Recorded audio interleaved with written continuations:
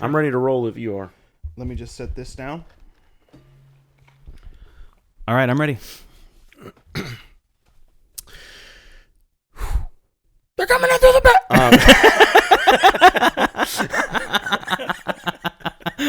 I really wasn't expecting that. That was good. They're coming through the back. Get the children! Get the children!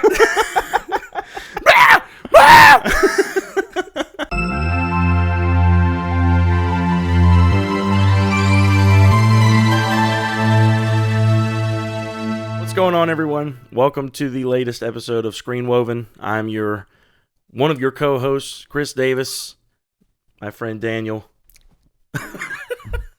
And welcome to episode 9? I think it's 8. 8? Episode 8.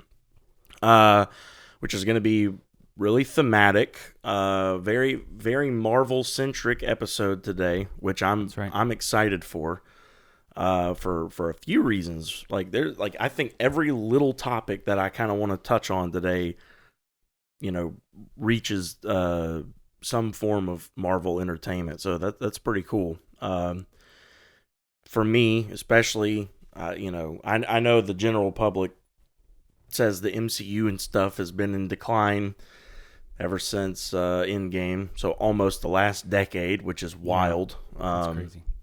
But, I think that recent developments are kind of evidence to the contrary a little bit, which we'll talk about. But how have you been, man? What's been up? I've been good.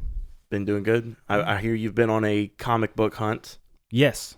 So let's touch on that real quick. I just think that's an interesting topic for anyone who, likes this sort of stuff. Maybe they are or are not into comics. So what made you go do that? I just felt like it. Okay. I just felt like you heard it here comics. first. He felt like it. He's a grown freaking man. Don't tell him what to do. And he went to go get a comic book. So the irony of that statement. He's a grown man, so he went and got some comic books. Hey, that's not ironic. That's totally ironic. All right. Look, I'm not saying it's wrong to get comic books as an adult man. I'm just saying it's not typically associated with adulthood. Hey, if you say that, you've clearly not been in enough comic book stores. Well, that's fair, I guess. Every time I'm in comic book stores, that's all that's in there is grown men. Every now and then someone has their kid with them. And I'm like, you just brought him to take it.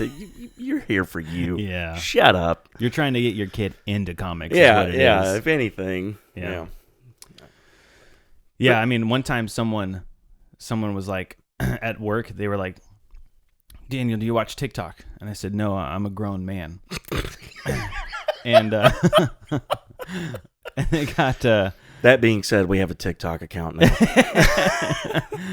So they laughed a little bit, and then they're like, "Bro, for real?" And I got mad, so I slammed my juice box down, and I said, "I'm a grown man." My juice box. Now let me get back to my Lego set. Anyway, hand me those Fruit Loops.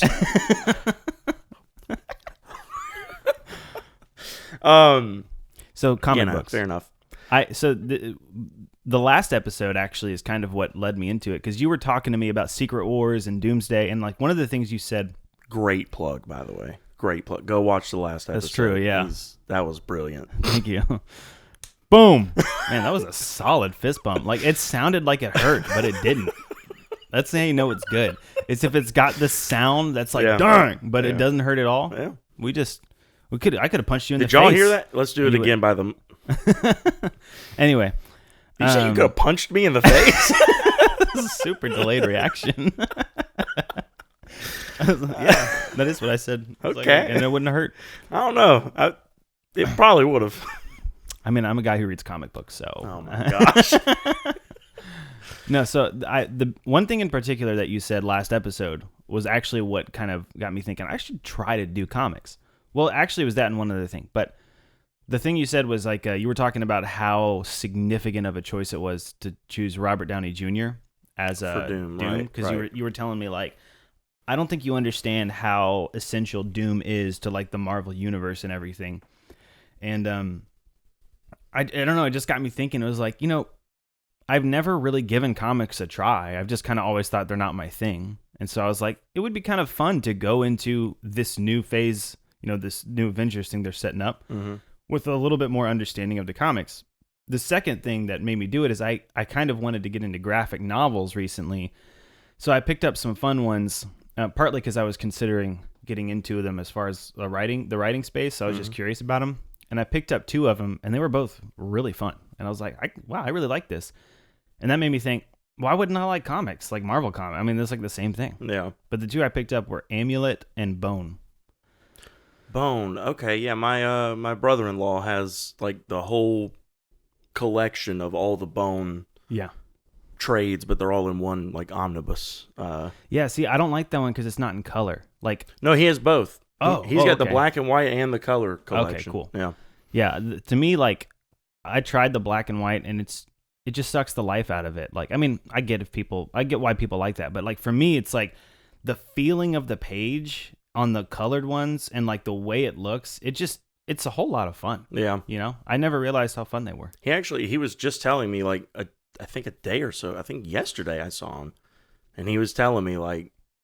He's like, you really got to read these. The Bone ones? Yeah. He was like, you would really like these. It's a great story. Yeah, it's actually, funny, too. It completely makes sense that you would like it because he kept comparing it, at least parts of it, to like a Middle-earth thing, like one of the worlds they go to where they're from or something like that. I don't know. Obviously, I haven't read it. But, so yeah, it sounds like a little bit of like fantastical elements, a little bit of serious, a little bit of funny. Yeah. I could see where that would be right up your alley. It's definitely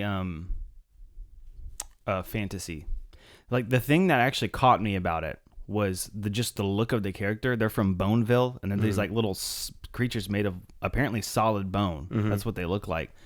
And I just thought that was really funny and really interesting and like a unique, because one of the things I'm tired of in fantasy is it's always elves and dragons and dwarves and goblins, and which that's fine if people are into that, but I'm like, I kind of want to branch out, see what else we can do. So that was the thing that caught my eye. I was like, oh, that's a really unique. I mean, they do have dragons in the Bone novels, but the fact that they had the little main characters like a unique like idea. a whole It's fun. You would like them. They're pretty funny.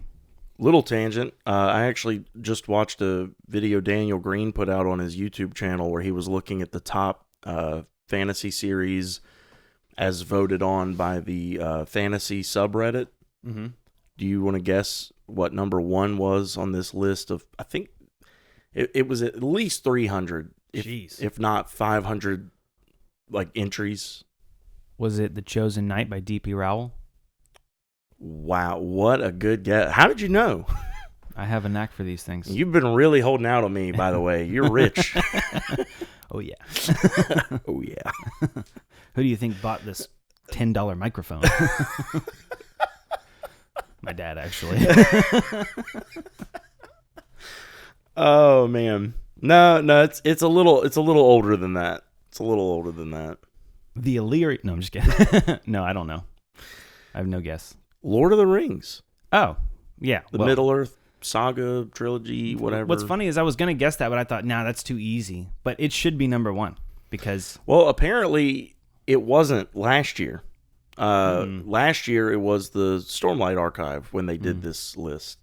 And that one was, I guess, like 2. It was number 2. Okay. And so it moved up. Stormlight dropped down to 4, which interesting. It's probably because of the latest release. A lot of people apparently weren't very happy with it. Yeah, I've heard that too. But anyway, yeah, I just thought it was interesting. You know how we were talking about how things compound and like the next generation of things is usually better than the first? Fantasy might be the only example where that's not the case. Because Lord of the Rings continues to be the big dog because it's just... so good. Like there has never been a fantasy movie or world that has been more interesting than Middle-earth, than the Lord of the Rings and Middle-earth. It's something I can't really comment on, obviously, right now, just because of my position where I haven't read it yet. I really would like to read those this year. Like that's... Well, you probably wouldn't like them, though, the Lord of the Rings. Well, and see, that's what I'm worried about, is the fact that my intro to like adult fantasy and like high fantasy and stuff was the Kingkiller Chronicle, which is already extremely unique in how it's written. And from there, I've gone on to do, Brandon Sanderson and Matt Denneman with the Dungeon Crawler series, like all these things that are really highly renowned. Every single one I just mentioned was in the top 20 on that list. And I think Lord of the Rings remains that highly regarded. Not even necessarily, I'm not saying it doesn't stand up to the test of time, and I'm not saying it doesn't hold up by today's standards, but I'm saying that for a lot of people, that was their intro to fantasy, and so they can respect it for the fact that it is like the foundation for what fantasy is today. Yeah. And for me, it would be kind of like, like you grew up your whole life watching, like the MCU, like kids now growing up watching like the MCU, and then like going and watching like an action film from the 80s. Right. And it's like those 80s action films really help make the action genre what it is today, but like they don't look as good, they don't look as polished. I got an actual real life example that's perfect. When I watched the Star Wars movies, like all for the first time, all in a row, I had seen bits and pieces of most of them here and there. But when I sat down to like watch them, because The Force Awakens was coming out. Oh, okay. My buddy was like, I know they came out in this order, but I'm going to show them to you in chronological order so that you'll kind of like understand the story, like how the story flows. I was like, okay, that's fine. So we watched the prequels first. Yeah. And what's funny to me is all I hear about from like diehard Star Wars fans is how many of them hate the prequels.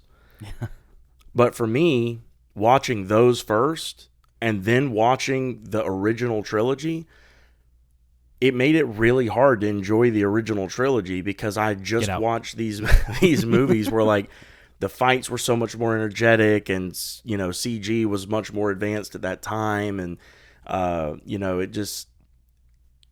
they just were a little more fast-paced movies. Those first three were a lot more like story-driven than they were action-driven. And a lot of the action was like ship battles and stuff. And I really liked the lightsaber stuff, right, which was more prominent in the prequels. So, well, there's also a story reason for that is because in the original trilogy, the Jedi are all wiped out.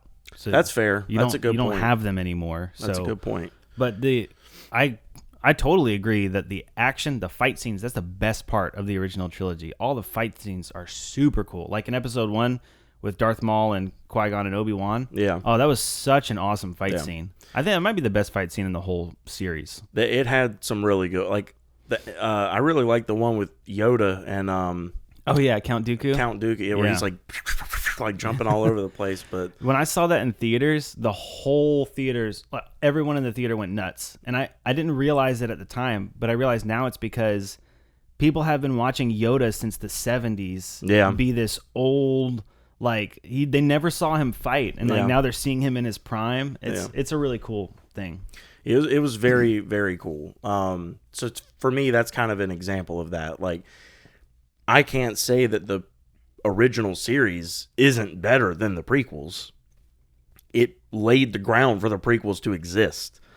But they were more fun to watch for me. It's kind of the same thing with Lord of the Rings. I think it's probably 3 fantastic books. 4, I guess, if you count The Hobbit. But I just don't know if I'm going to like have fun reading them. Well, you gotta think about it from the perspective of, first off, the Lord of the Rings films are the best fantasy films that have ever been made. Still, that I can believe. Yeah, I really can believe that. That's part of what's giving me this perspective. Like, I've never, for some reason, fantasy doesn't get a lot of film. I don't know why, but anyway, because it's probably hard to make. That's fair, actually. But you gotta think about the original trilogy. You gotta understand Tolkien if you really want to enjoy it. You're gonna have to enter into it without expecting it to be this really gripping like narrative that like what's the character gonna do next? Like that's Name of the Wind has a lot of stuff like that, and Brandon Sanderson is full of stuff like that. It's like what are the characters gonna do? Like this, that weird guy comes in, he's hearing a voice in his head, like. Yeah. But in Lord of the Rings, what Tolkien did that was so revolutionary at the time, he basically invented the genre of epic fantasy and high fantasy, because he created these maps, this whole world that didn't exist, and people were like, this has never been done before. What is this? So he actually studied language in college, and he invented a language, and then he wanted to start building lore around the language. So it's better to think about Lord of the Rings almost like you're reading the history of this other world that exists, rather than this really well-crafted narrative. And the story is really good, don't get me wrong. I mean, the films make the stories like all the more exciting to me. But if you enter into it with like this is a guy who is, he goes into all these long details about the types of world, because he's trying to do something that hasn't been done before. He's like showing people this is a completely different world, and here's how things work and stuff. So it's more like, think of it more like lore, or like almost like tabletop. That's a good way to think about it, I think. Yeah, that actually might be a good perspective to go into it with eventually when I pick them up. But I just felt like that was an apt example. But not to stray too far, I just thought you would find it interesting as a fan of the IP that it is number one on Reddit's fantasy list, which is That's crazy. Fantastic news. Crazy. When did those come out? The 50s, 40s? I think it was I think it was 1945 when he published The Hobbit, and then it was the 50s when The Lord of the Rings came out. I think 70-ish years, give or take. Wow. Yeah. Crazy, man. He's like the Beatles of fantasy. Yeah. It's crazy. It's really insane, but the longevity there is something you got to respect. So anyway, I just wanted to tip my hat at that. But back to so you went to a couple comic stores. I went to pretty much everyone in Columbia. Okay. At least as far as I could find. You had mentioned 2 to me, so I didn't know if that was okay. But Scratch and Spin in Columbia, you went there yesterday, and you actually ended up picking up a couple issues. So what'd you get? I'm a little disappointed because I don't think the guy understood what I was trying to ask. He gave me, I'm liking the story, but it's not the story that I wanted. He gave me a One World Under Doom. He gave me the first 2 for the price of 1, which is cool of him. Because I was asking him, like, I want to understand Doom as we're getting into Secret Wars and stuff. And he actually recommended I just get the whole volume of Secret Wars, which is like $25. It's got all the volumes in it. Or not volume, I guess volumes. I don't know. Trades, whatever. Yeah. Yeah. So if it's a trade, it has all the issues, and if it's like an Omni, it has all the trades. It's Omni. Yeah. That's what it is. An Omni of like all the Secret Wars. So it's starting off with the Avengers are talking in One World Under Doom. It's got a really cool opening, but they're already talking about how we've defeated Doom once before. We can do it again. And I was like, I kind of wanted to get an intro, like whatever line. Comics are still confusing to me, but like I want to figure out what line this is pulling from and go back to when Doom first showed up. So here's I'm just going to real quick interject. Here's the complicated part, like to his credit. When you mentioned Secret Wars and he's like, "Oh yeah, man, here's like the trade, here's like the thing for Secret Wars." And then you started the first couple pages and you're like, "Ugh, this kind of feels like I'm jumping in the middle of something and I kind of want like the beginning." When they say we've defeated Doom before, they could be referencing anything from like a thing that might have happened a month or 2 prior to that, or like decades. Because comics. So is it kind of ambiguous which universe they're pulling from? Not really. It's just that these comic universes, and I'm not sure if Marvel does it quite as much as DC, but I know they kind of have these like fresh starts for characters somewhat here and there, but they do these like resets, and it's kind of weird because like they do these resets, but also at the same time they still pull from like old things as if like this version of the character went through the stuff from the old story, even though it's kind of a reset new story thing. It's complicated. Like it's a lot. It's a lot. So what I think he was doing was he was like, "Oh, you want to know about Secret Wars? Here's the Secret Wars thing." And when you were like, "Oh, well, I kind of need more of like an intro into like where is this coming from? Like know more about Doom." he was probably just more like, well, here is some relevant Doom content. It might not be the exact thing that leads into that Secret Wars. Sure. But like, this is what you need to know about the Doom you're trying to know about for that. Okay, that makes sense. That could be where I guess I'm starting to get it now. It's sort of like these. Yeah, I think the way you explained it helps me kind of understand it. I'm just thinking. I'm used to reading like novels and watching movies, so I'm used to really linear type. It's like, I don't know anything about this character's past. What do you mean they defeated Doom before? It's like, yeah, but so what you're saying is they could have defeated Doom in like several different universes, and they could be referencing any one of those. Well, not even universes, but just like they would have, like if the comic came out in like 2020, that Avengers team could have faced Doom like any time from the time that Doom was around, like his first appearance with the Avengers, like all the way up to something that maybe had just happened leading into that comic, you know. And that's probably what they even meant in there's like, we beat him before at some point, you know, like they faced Doom multiple times, I'm sure, but interesting. And that's the thing. I was actually going to say that, but you took the word right out of my mouth. Is like, it's not that it's non-linear storytelling, it's just that there's a lot of lines and they all kind of like loop and curl and twirl around each other, and it can be really hard to like when you're just jumping in, it can be really hard to untangle them and figure out, okay, like I need to like this one book might split off in 3 different lines that you need to kind of like follow to get the before story. It just, you know, that makes sense. And you got little spin-offs and offshoots and one-shots here. And well, I wish that they were just at least titled and labeled clearly. Like, it would be nice if they had, like I don't know, let's say you have the Infinity Saga, right? Mm-hmm. And you can even have all these different lines and stuff, but you're like, Infinity Saga number 1A, 2A, 3B, like, or the Wolverine story in Infinity Saga, you know, and then, like, that way you know, okay, if I'm reading, you know, Infinity number 53, whatever, then if I want to know more about what happened before this, I can just go back, look for the Infinity stuff, and follow the trails and chase as many branches as I want to. But it's not really like that. It's titled so ambiguously. It's very confusing. It is. I was... I can't remember if it was the Moon Knight, one of the more recent like Moon Knight runs that they did, or Doctor Strange. It was one of the two. And I was buying the issues of it like bi-weekly or monthly whenever it came out. And all of a sudden, like, it was like I had to go start this whole other character's storyline just to continue what was going on with the character I was following, because they were in both.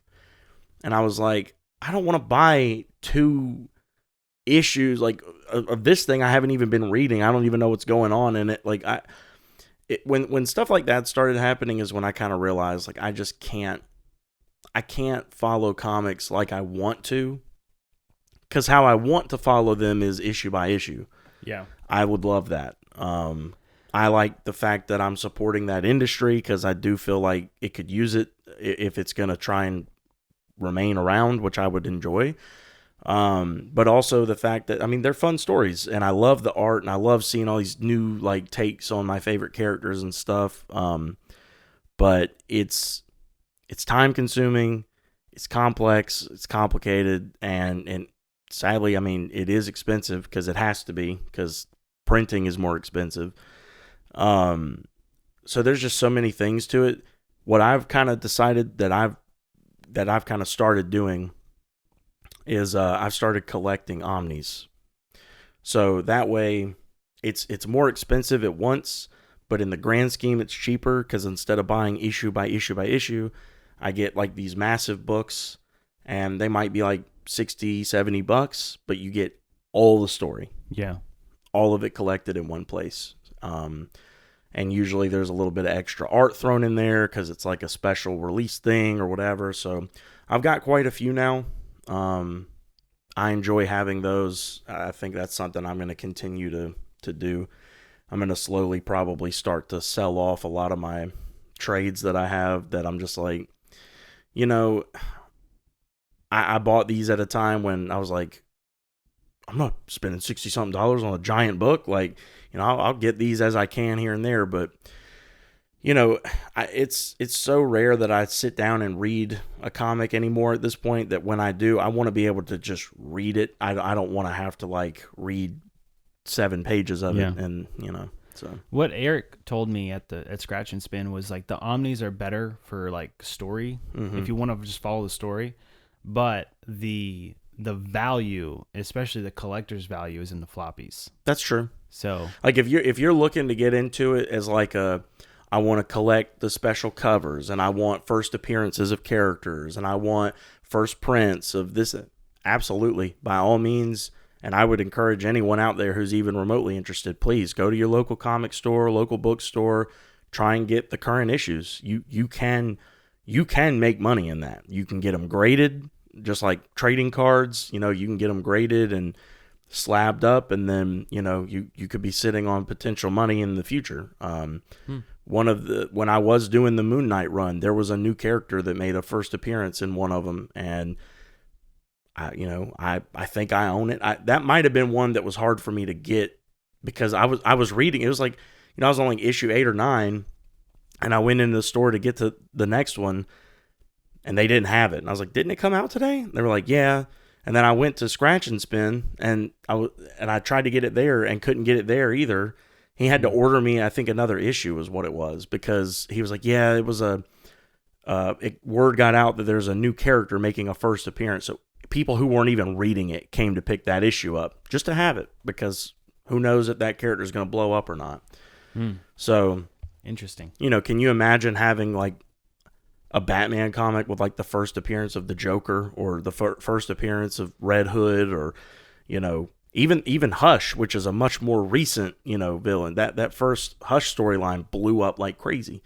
So having the first print run of it with Hush, that's pretty big. So people go do that just in case. So I would agree with him. If you're in it for like monetary value, especially because you can buy them for like $3 to $4-ish typically, and then potentially later, who knows what it could be worth. Yeah, the individual, the floppies or whatever he called them, those are the way to go. But for me, I want them more for the complete story, and also I appreciate the art, and the Omnis are printed a little bigger, so you get more of the detail of the art and stuff. So that's kind of the route I've decided to go with them. That makes sense. It sounds like Omnis are more like graphic novels. They are. They're just much bigger. Like how big that thick book is, that's like laying flat right there on that bookshelf. Oh yeah. They're that big.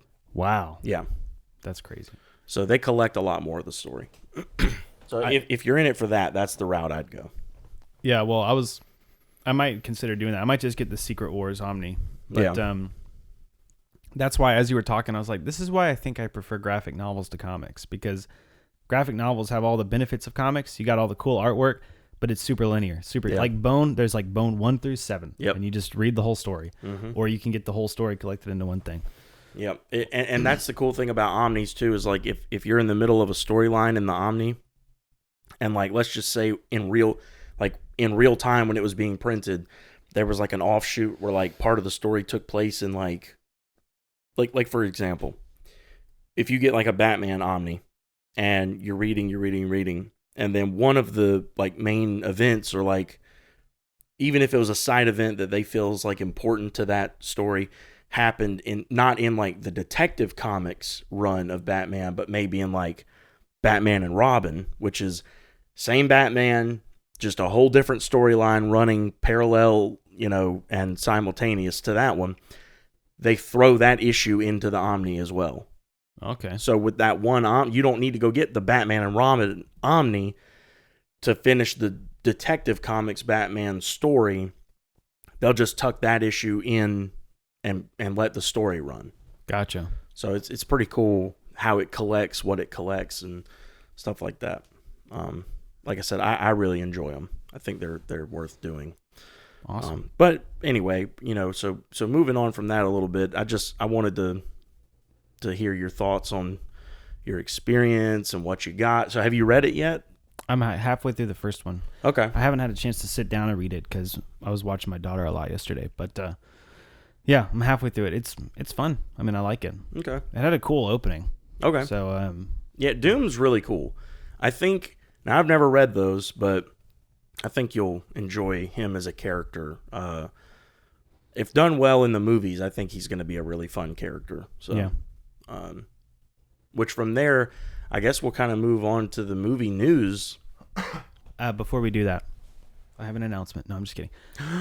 But I just really, really quickly, because, by the way, you remember we talked about upcoming movies that we were looking forward to? I completely forgot The Last Mission Impossible. That one's coming out this year. See, I didn't forget it, but I thought it had come out. No. Okay. Hasn't come out yet. Wrong. Yeah, that's what I'm looking forward to. Anyway, we talked about Karate Kid Legends, and we were talking about you watching Cobra Kai, and now you've seen the first 2 episodes. I have. Okay. So just before we get into Avengers, just maybe like a little 2 to 5 minute spiel. I want to get your initial thoughts. Okay. So I don't really remember a lot of what you told me about the show. But I do know that I also had conversations at work with a coworker who we talk about a lot of different movies and shows and stuff, and he's huge on Cobra Kai. He loves it. And we got to talking about it. I was like, yeah, my buddy, we're doing a podcast, and he's wanting me to watch it. That new Karate Kid movie's coming out. I'm thinking about checking it out, and he got real excited. He's like, oh, dude, you're going to like it. He's like, I'm telling you. He's like, give it a chance. Because he said, in my opinion, which I didn't know this, and sorry if I'm wrong. I don't know if this is true or not. I didn't know this, but it was a YouTube thing at first? Yeah. Okay. It was on YouTube Red. That's crazy. Yeah. So I didn't know that. He goes, it was a YouTube show first, and he's like, but you could tell when Netflix picked it up, you could tell they got more budget, and you could just see the show get bigger. And well, that's true, but I still think YouTube did a fantastic job with the first 2 seasons. He wasn't knocking it. He was saying, like, for me as someone who told him up front, like, it didn't catch my attention a whole lot with the trailers were interesting, and I was like, I might watch that. And then, like, I think I even told you, like, I started the first episode at one point, and I just kind of bounced off of it. Not that it was bad. I just didn't really vibe with it at that time. Sure. He was letting me know that, like, give it a chance. Like, he likes all of it. Yeah. But he's saying, like, for someone who might not go into it really excited, give it a chance. Like, it's good. It gets better. Yeah. Like, the show itself gets bigger and better. So with that in mind, I'm going into it like, okay, very tempered expectations. Probably not going to love this first season very much. And just kind of trying to remind myself that maybe this is something that's more like going to be worth it in the long run. And I started the first episode over because I think it even said I finished it, but I didn't remember hardly anything from it. And so I started it over, and man, I watched that and the second episode, and I went back out later that day at work. I watched those on my lunch break while I was doing stuff, and I told my buddy, I was like, it gets better? Yeah. And he started laughing. I was like, dude, that was phenomenal. Yeah. I was like, that, like, don't get me wrong. I mean, it's not world shatter, like world breaking. I mean, it's things you've seen done before, but to me, it's really cool.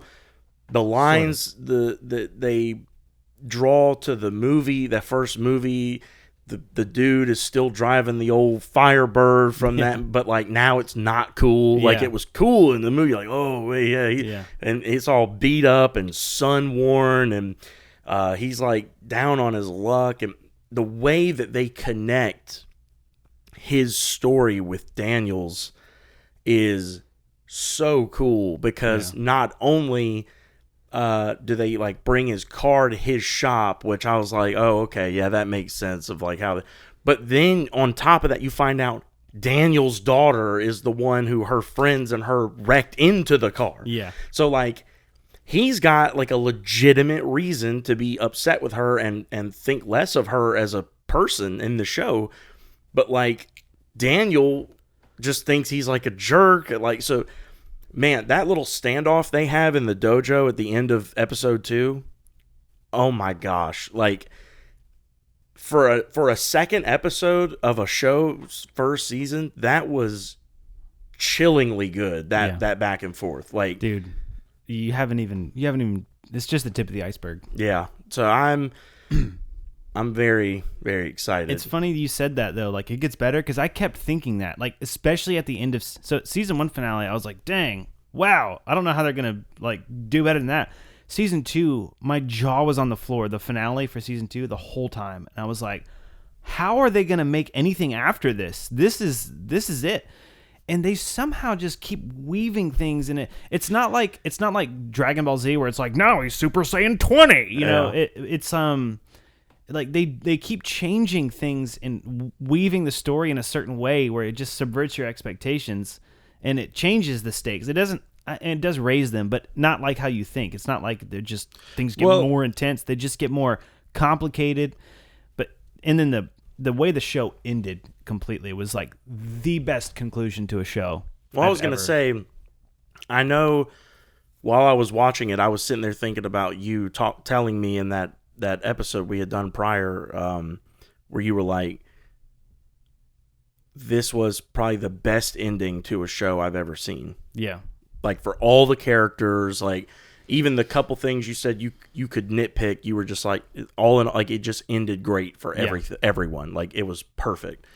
One thing I will warn you about is just like a little caveat. When the show focuses on the teen drama, it's not as fun. Like, there's parts of it that are kind of cringy, and I'm just like, ugh. When they focus on Daniel and Johnny, or like any of the adult stuff, that's when it's like super, super good.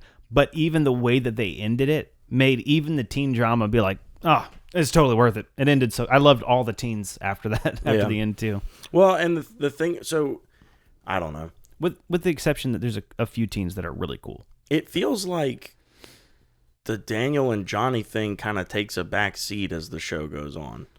I'm basing that solely on little clips I've seen. Yeah. Like for example, when I was on Netflix about to watch it, they play a clip from what I can only assume is like either the last season or second to last season, where they're like standing at this they're standing in this group at some kind of like karate competition, and I'm assuming it's like a huge deal. There seems to be teams all over the place and whatever. And by the way, the dude who in the first 2 episodes, it's like whatever the main character's name is, the main teen character, Robbie, or Miguel, whoever the main character is, like Robbie and Miguel are the 2 main ones. Miguel is the one in the first season who Johnny takes under his wing. That's who I'm talking about. Okay, yeah. So who's Robbie? The boyfriend of Daniel's daughter? No. Who's Robbie? I think you've already met Robbie, but I don't want to say in case you haven't met him yet. Well, anyway, in like the first or second episode, Miguel in his school goes to like sit down at the lunch table with these 2 kids, and one of the kids is like, one of them is super funny. He is so like sarcastic and funny. I like him. But the other kid, I know him because he plays Magic. He plays Magic on YouTube with a lot of like the biggest like Magic the Gathering channels. Like he's on there a lot. And he would always introduce himself as, hi, I'm so-and-so from the show Cobra Kai. And I'm like, oh, cool. You're on Cobra Kai. Okay, nice. Cool. Well, in that like first episode or whatever, he's like super, super shy and awkward and quiet. And then like in this clip, he's got like a giant mohawk with like the American flag in it. And I'm like, is this the same kid? Like, what? I'm so disappointed that you saw that. Why? That's a spoiler? His hair?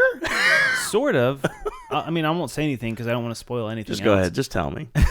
It happens fairly early on in the first season, so it's not like it's a huge spoiler later on. I'm not going to tell you what happens, but like that hair is like a part of that character's arc.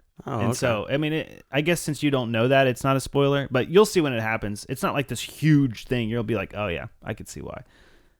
Fair enough. I was just like, that is not what I pictured you to go do, man. But all right, hey, rock on. It looks cool. He is my favorite character of all the teens. Really? Yeah. Okay. All right. So I'm excited to see where that goes with him. Anyway, all that to say, I'll wrap it up there. But I watched the first two. Very excited to watch more. Nice. I enjoyed what was supposed to be the low point, the like introductory point. So if it only gets better from here, I am very excited to see, the rest. And what I got, like 4 seasons? 6 seasons? Oh man, yeah, I'll be eating for a while. I'll be eating good. Especially in the absence of Invincible, Severance, and The Boys. Like none of my other shows are coming out. Yeah, this will keep me going for a minute. This is Providence, my friend. I don't know. God wants you to watch this show. Oh, okay. And then also, and this will kind of veer us back onto the track we were going, but I checked out some of Daredevil yesterday. Oh, you watched it? So I didn't get as caught up as I wanted. I didn't know there were 6 episodes out already. Yeah. But I did carve out enough time to watch 3. Okay. So I'm halfway through what's out. I don't know what you were upset about in the first 3.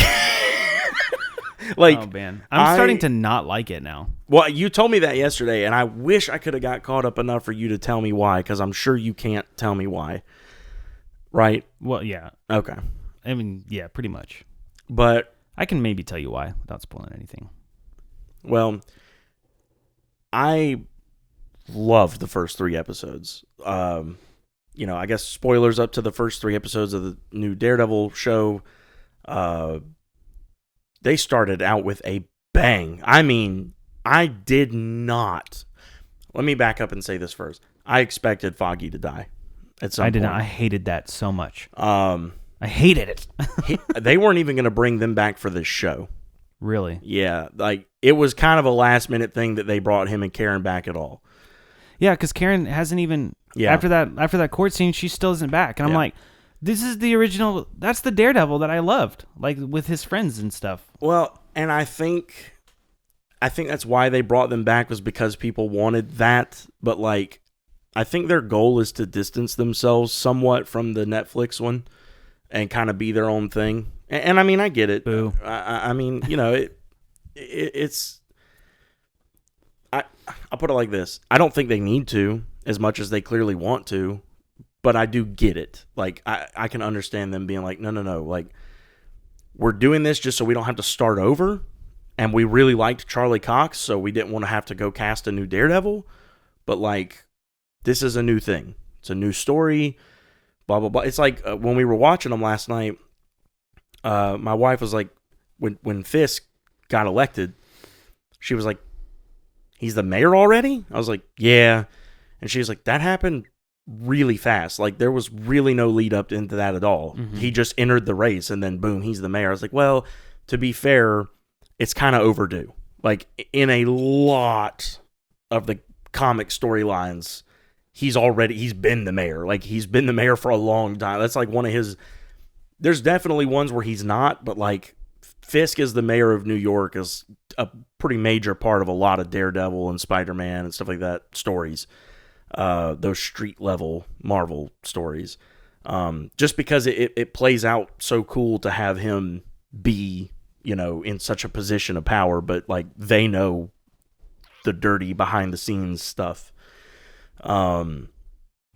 So that didn't bother me. Foggy dying didn't bother me, nor did it surprise me. I think I even told you before I watched them, I said, I already have like a theory, and to your credit, you kept a really good poker face, because your reaction to me saying it, I was like, dang, maybe I'm wrong. Like, I thought for sure he was going to die. You didn't crack a smile. You didn't grin. You didn't even blink weird. You were just like, yeah, all right.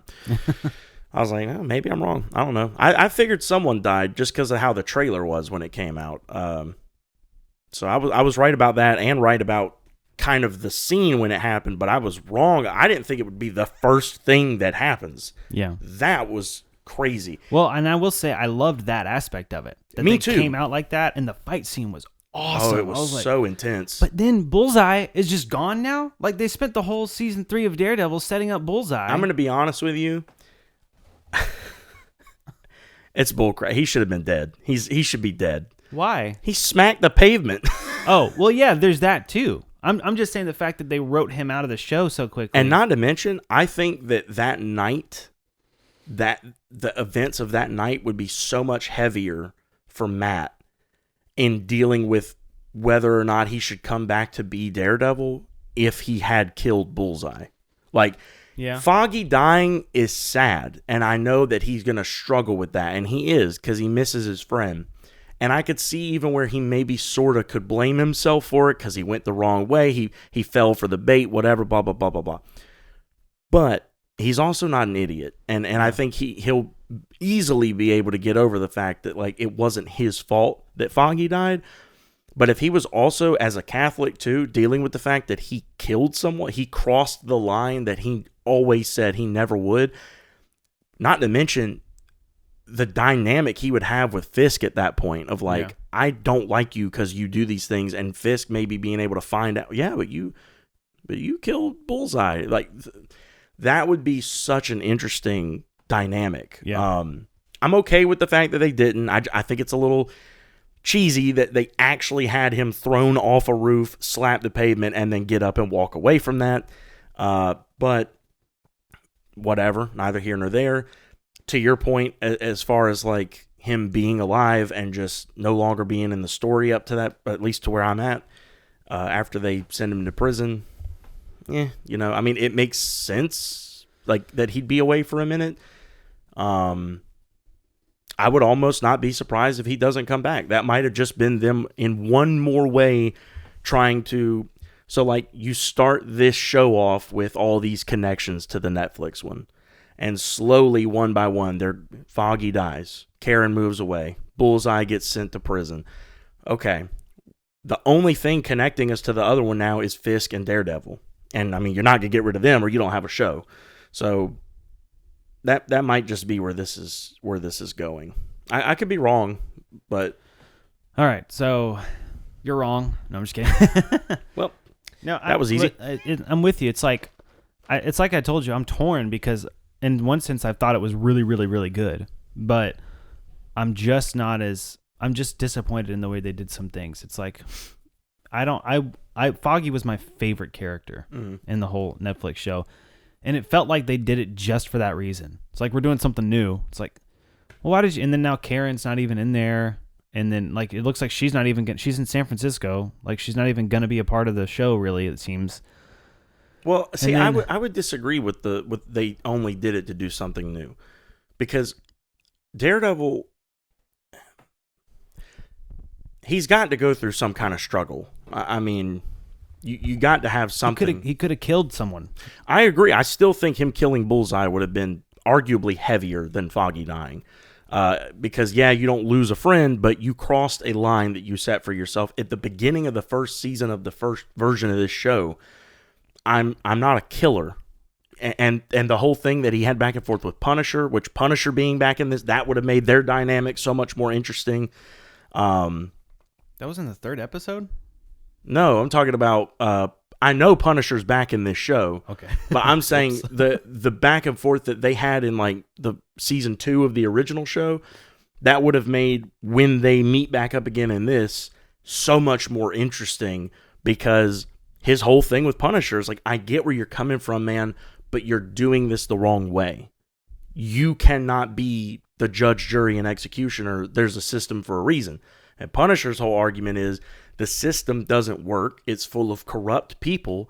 And so because of that, I don't give them a chance to go out and hurt more people.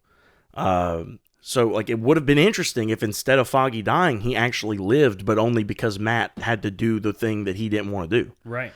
I agree with you on that. I'm just saying I can understand why they thought losing Foggy might hit with the audience harder than just him killing Bullseye. I mean, look, it's got like 87% from audience on Rotten Tomatoes, so I'm clearly in the minority here. Like, most people love the show, and there's a lot that I love about it. Don't get me wrong. It's like I'm constantly torn because it's like I don't like that they killed Foggy, and I don't know. I've said my piece about it, I guess. What happened at the end of the third season? I just want to make sure I know. Third episode. Oh, man. So this is where I start to kind of wish I didn't know as much as I do about the show.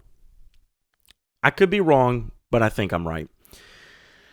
The third episode ends the whole thing was the court scene where they're trying to he's trying to get Emilio, I think his name was Emilio, the White Tiger. Yeah. Found innocent for killing a cop. Mm-hmm. Which, by the way, oh my gosh, the scene that ends episode 2 where he finds the Nikki Perez and he goes to his apartment and then the cops come, yeah, and he sends him out the thing, and they're like roughing him up, and he's just kind of letting them beat him up, but then they're gonna kill him, and he's like, no, please, yeah. like, and they think he's like begging for his life, and he's like begging for theirs. Yeah, he's like, please don't do this. And as soon as he hears the thing cock, he's like, all right, bam, bam, bam, bam, just like goes ham on them. Yeah, that was amazing. And then the visceral scream at the end because he's just so because he just kind of ruined his whole case. Yeah. Like he feels like he just screwed everything up by doing that. Yeah. But then the little standoff that starts the next episode in the bathroom, which was so funny. The guy walks in, he's like, "Oh, so you're a blind lawyer who can fight?" He's like, "I'm sorry, who's there? I'm visually impaired." That was hilarious. Yeah. And I did tell you every episode has ended with a jaw-dropping scene that's been like, what? Well, and to that point, episode 3 ends with White Tiger back out on the street, and as soon as he like hears someone calling for help and he goes that way, all of a sudden he's like standing somewhere and you just see a gun come from the side and bow, just shoot him in the head and he dies. And then they start walking towards the thing, and as the light hits them, it's the Punisher's vest. Yeah. Here's the thing I wish I didn't know. Spoiler alert in case you don't know what I know. So are you about to spoil the rest of the show for me?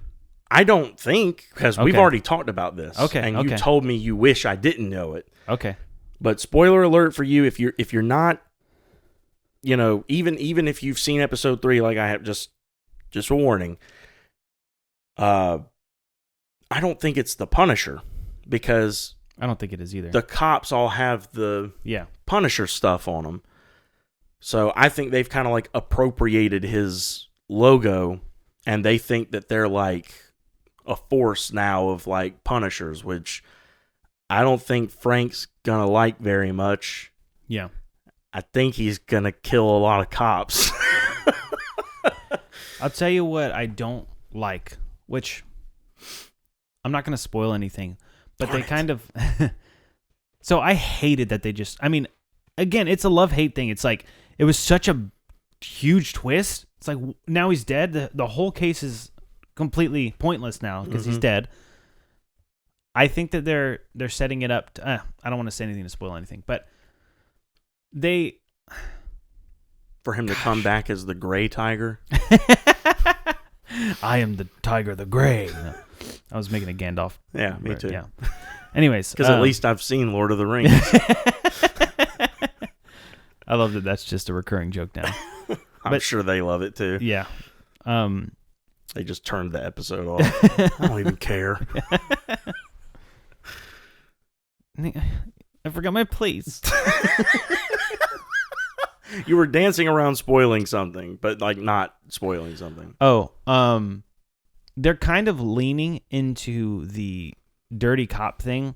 Like, I love the way they did it at like with White Tiger was awesome. I loved all that. I love the dirty cop storylines. It's super cool, but they're kind of leaning into it and the whole system is corrupt thing, and they're starting to slowly push more of a cultural narrative like that applies to our real world. It's what it seems like, and I'm really not liking that. It's really pulling me out of the show. Because from what I've seen, Disney has been kind of like slowly pulling back from that kind of stuff, and I'm not here to say that you should view one way or the other about that stuff, but I'm really tired of getting like cultural ideas pushed at me. Just serve the story. I just want a good story. This is supposed to be something that brings us all together, regardless of what you think about that stuff. And they did it in such a dumb way, and I think it's the next episode that I'm like, we're supposed to feel sorry for this guy? I don't know. And I'm trying to say it without spoiling it, but basically they're starting to lean on the whole system thing. This is why I said I'm starting to not like it. And that is starting to changed some character motivations that I think are ridiculous. Like, they just don't align with what the characters really are motivated by or should be motivated by based off of their previous things. To be fair, they kind of hinted at that, and then they included some actually legitimate motivations to get characters moving. So it's not like they did the whole thing, but they're just dropping they're putting some drops in the bucket every now and then, and I'm just like, it seems like every episode they're doing a little bit more of it. Mm-hmm. The other thing, well, no, I don't want to say that because that might spoil something. So that's all I'll say for now. Okay. But overall, it is a really good show. I'm really into it. I'm enjoying it. What did you think about when Fisk mentioned that he's not going to have people running around in a spider costume anymore? I loved that. Yeah. That made me grin. I was like, oh my gosh, yes, thank God. I know. I'm really hoping he shows up in this show. That would be something I would genuinely lose it. Me too. Because I feel like that would have leaked by now. And if it hasn't, if they manage to keep that under wraps, I'll lose it. I will too. I'm so excited to see Spider-Man as the new, like, no one remembers who he is. He doesn't have the Stark outfit anymore. Mm-hmm. I'm so excited to see that. Yeah, me too. I'm really, really excited for that. But even if he doesn't, I'm really excited just for more of this show. Like, it has been really, really fun in the 3 episodes I've gotten to see. So I'm the next 3 that are out, I can't wait to tear through them. But there was something else I was going to say. I saw an image. They're already filming season 2.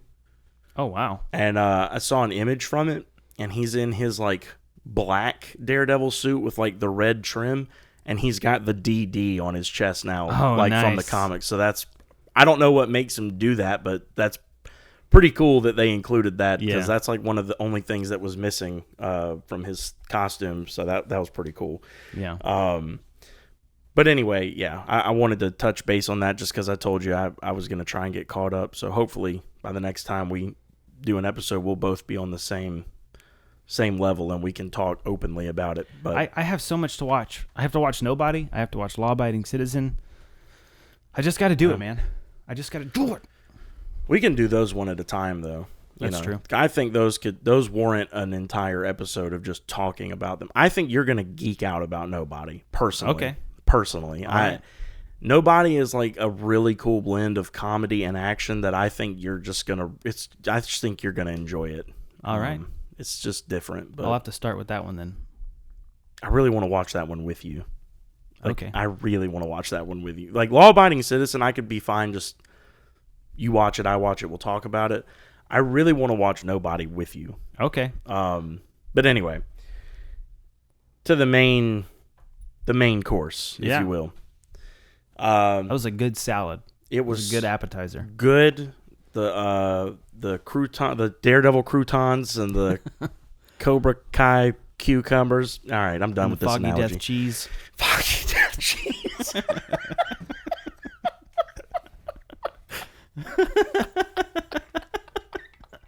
Wow. You couldn't even say that one. You just breathed it. Foggy Death cheese. I don't know why that just. I mean, to be fair, it kind of sounds like some kind of. It sounds almost real. Yeah. It sounds like it's the Foggy Death cheese. Yeah. It's over there by the Cheddar in Provolone. Foggy Death. It's right there. It sounds like the name of a burrito at Moe's or something. Well, and it reminds me. I know this is going to totally ruin your good mood, but it reminds me of a TikTok I watched of this dude who's like POV. You're talking to a hot sauce enthusiast, and he's like talking about all these different bottles of hot sauce on his counter. And I mean, obviously, it's all it's fake. He's playing it. He's being way exaggerated, but like. One of them was called like Devil's Flatulence, and he said he got it from the gift shop at Chernobyl.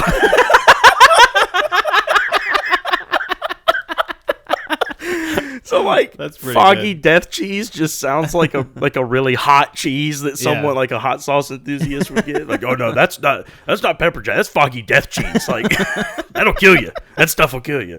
But it's just, anyway, it's really funny. But yeah, on to the main topic.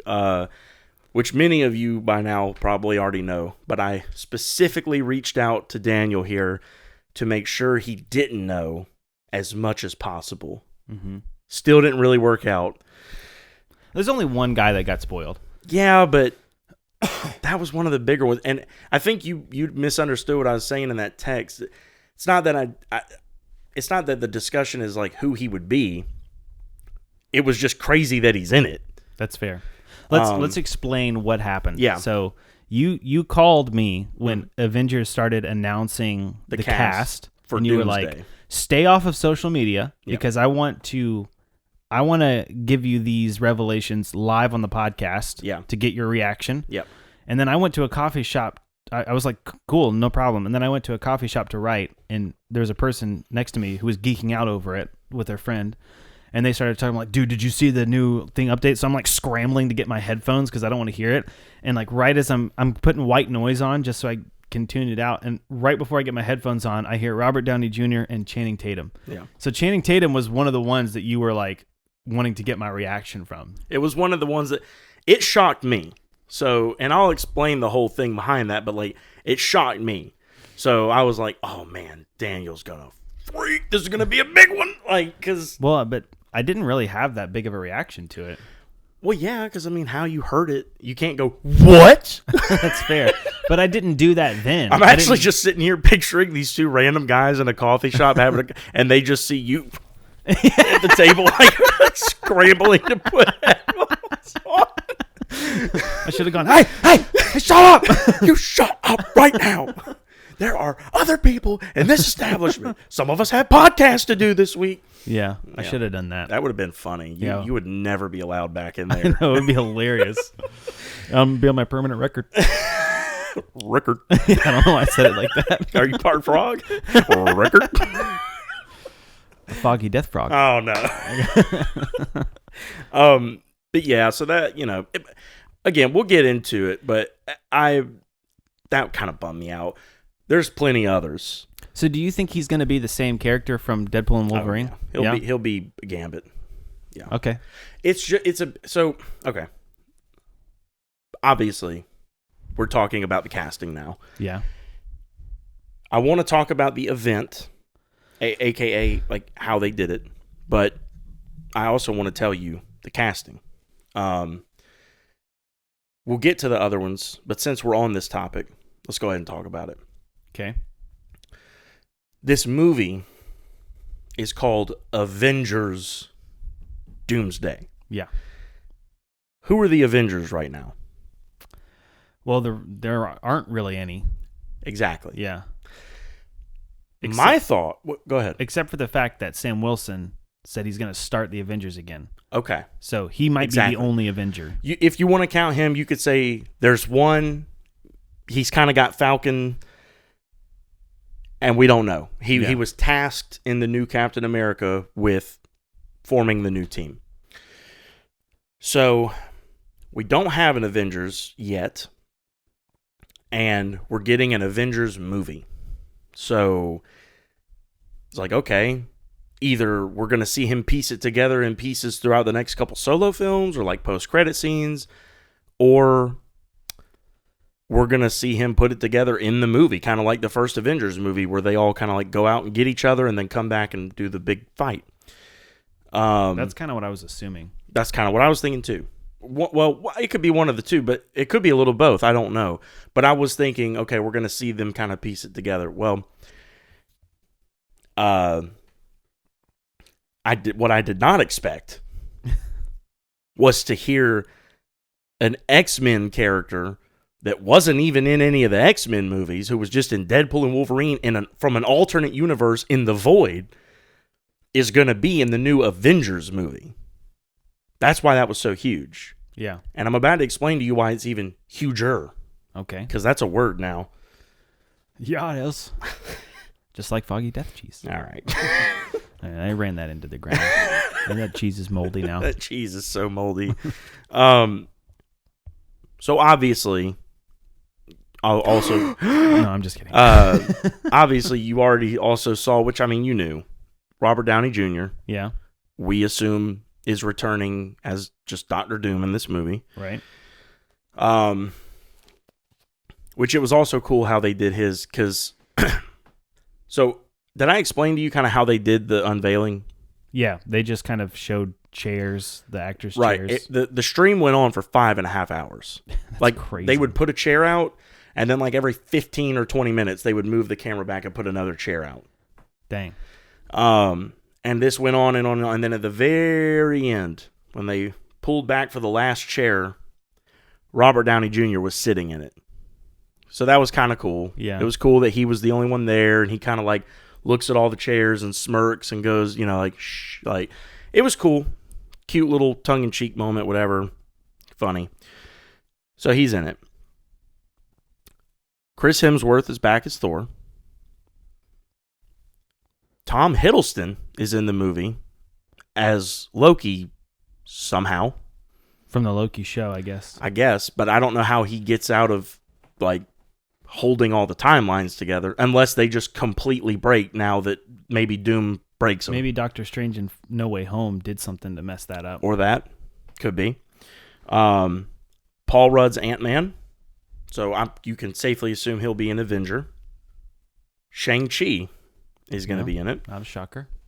And then I'm going to say their names just for their credit, but because I'm not even as familiar with all of them, I'll just go ahead and tell you the new Fantastic Four group. Mm-hmm. So Pedro Pascal, Vanessa Kirby, Joseph Quinn, and Ibn Mas Bachrach. I'm sorry, I completely butchered that. I'm sure there's going to be others on here that I butcher. But them, Louis Pullman. Mm-hmm. I don't know who that is. Is he related to Bill Pullman? Don't know, but he is in Thunderbolts as the Sentry. Okay. The villain. Okay. Ian McKellen. Magneto! Yeah. Oh, oh that is so freaking sweet. Sebastian Stan's Bucky. Okay. Go ahead. That one was way more shocking than Channing Tatum. Well, and that one was revealed before Channing Tatum.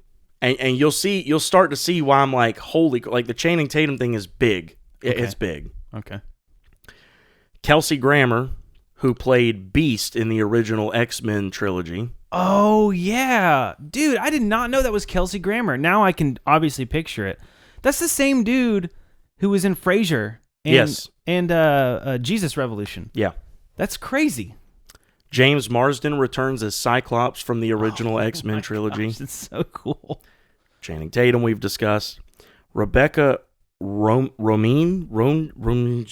I don't know. I'm sorry, I'm butchering that one too. The original Mystique. Oh, okay. Patrick Stewart's Professor Xavier returns from the original X-Men movies. Okay. Alan Cumming returns as Nightcrawler. All right. Letitia Wright, who is Shuri in the Black Panther movies, his sister. Okay. She returns as the Black Pantheress, I guess. Did you see Wakanda Forever? Mm-hmm. So did she basically take over the mantle? Yeah, I'm not sure. I don't think that's going to be permanent because spoilers for that movie. If you haven't seen it, it's pretty old. I would assume you've probably seen it if you're watching something like this. But for you two, if you care, I won't say it. But no, I don't care. Go ahead. It's revealed he had a son before he died. Oh, with the girl that is his love interest in the first movie and stuff. She kind of goes away. It's because she was pregnant. Oh, so she had his son, and so I think he's going to be the next. Like they're gonna fast forward time in the universe, and he'll be grown up, and he'll be the new Black Panther. Okay, gotcha. Tenoch Huerta as Namor returns. He was also in Wakanda Forever. Okay. Danny Ramirez, Falcon, the new Falcon. He'll be in there. Boo. Well, continue that energy. Anthony Mackie. No, I like Anthony Mackie. And I like the Ramirez guy. I think they tried too hard in Cap 4 to make him like the funny guy. Yeah. And I was just like, All right. Florence Pugh returns as Yelena, the like Black Widow's like sister or whatever. Wyatt Russell returns as the like bad Cap from Falcon and Winter Soldier, and also now Thunderbolts.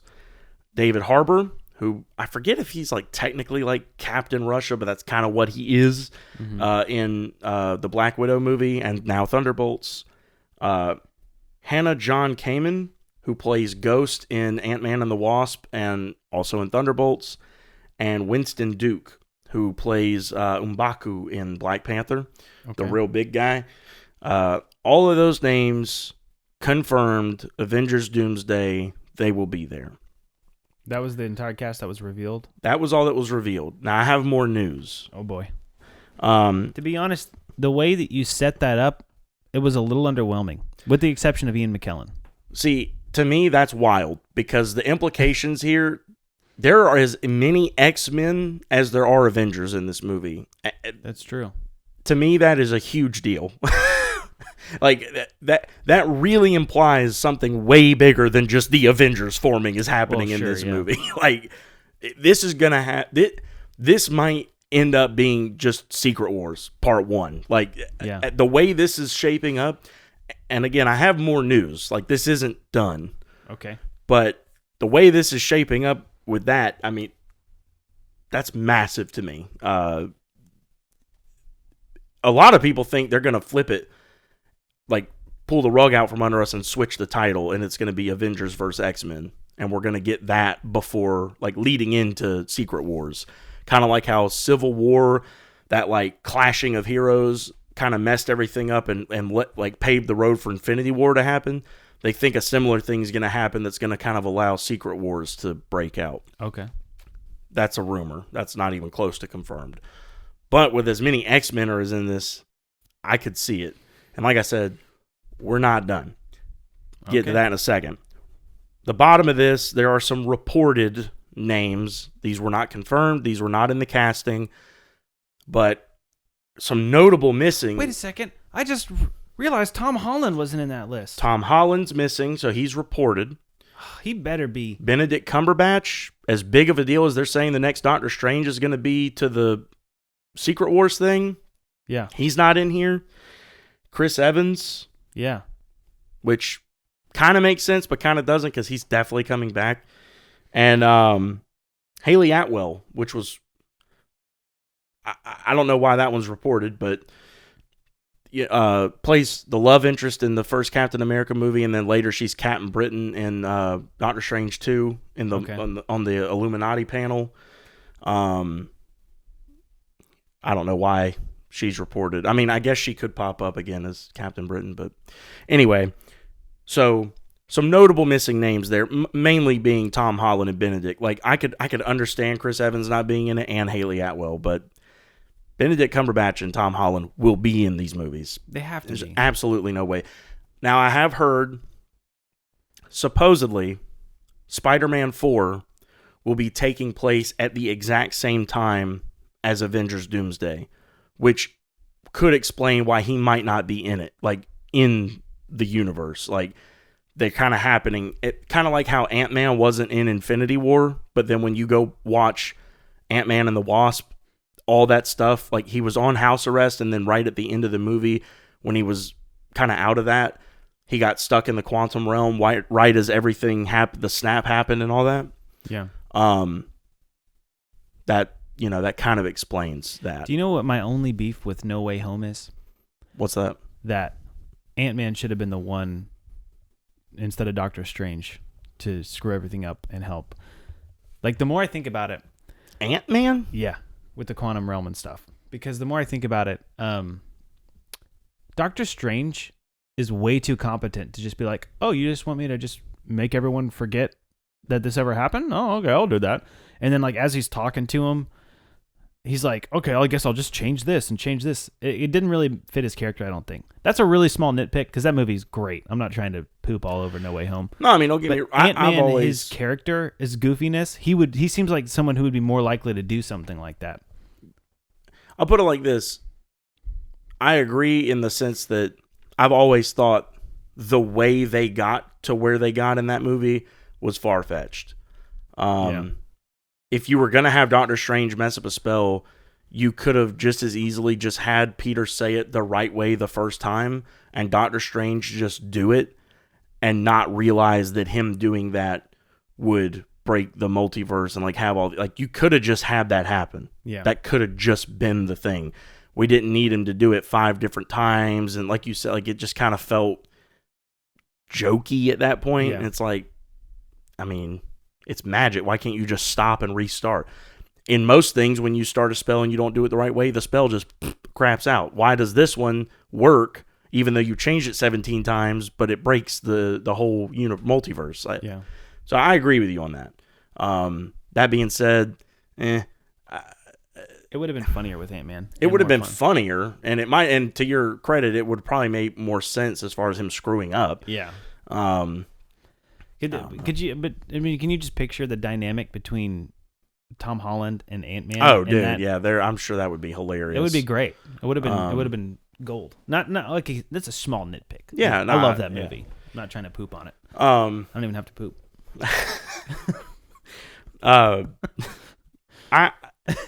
My thing with this casting is something is going on that I didn't expect. And I don't know what I expected, but it was not to see Ian McKellen and Channing Tatum and Patrick Stewart and Alan Cumming and, Kelsey Grammer. I did not expect to see all the OG X-Men pop up in this movie. Yeah. I just absolutely did not. Plus Channing Tatum. Right. What wasn't he's Gambit? Mm-hmm. Didn't they have a different Gambit in the original X-Men? It wasn't in the only time Gambit ever showed up in the X-Men movies was in Wolverine Origins. Or X-Men Origins Wolverine. Okay. And it was a different character. So I guess Channing Tatum's they're just bringing a Gambit from a different universe. Basically. Yeah. That's pretty cool. Which that Wolverine movie was in a different universe than the MCU, so it still works, but oh, it was? Mm-hmm. I didn't even know that. Well, they count it as a different universe because, that was all the Fox movies. So to explain in story why they never crisscross paths, well, in the real world it's because they couldn't. In story it's because it's a different universe. That's why Deadpool has to come to the MCU in Deadpool and Wolverine because he's not in the 616 universe. Anyway, that was wild enough as it is. Then we get this little exchange on Twitter. Oh boy. Robert Downey Jr. tweeted out, "That's what you call a deep bench of talent. Actually, it's more like a row, but an extra long one. That must be it, ... right?" Marvel Studios tweets at him, "There's always room for more." Basically confirming, there was already rumor, but basically confirming there's going to be another announcement. We don't know when yet. I don't know what changed. The original news that broke was that they were going to be announcing over 50 actors. But I don't know if it's because of how they chose to do it or if it was always the plan to break it up in 2 parts. I don't know. They only did about half of them. So there is another 20 plus actors that are going to be listed sometime in the near future. Don't know when. I will definitely be looking out for it. But you can pretty much guarantee you're going to see names like Benedict Cumberbatch, Tom Holland, and then probably some other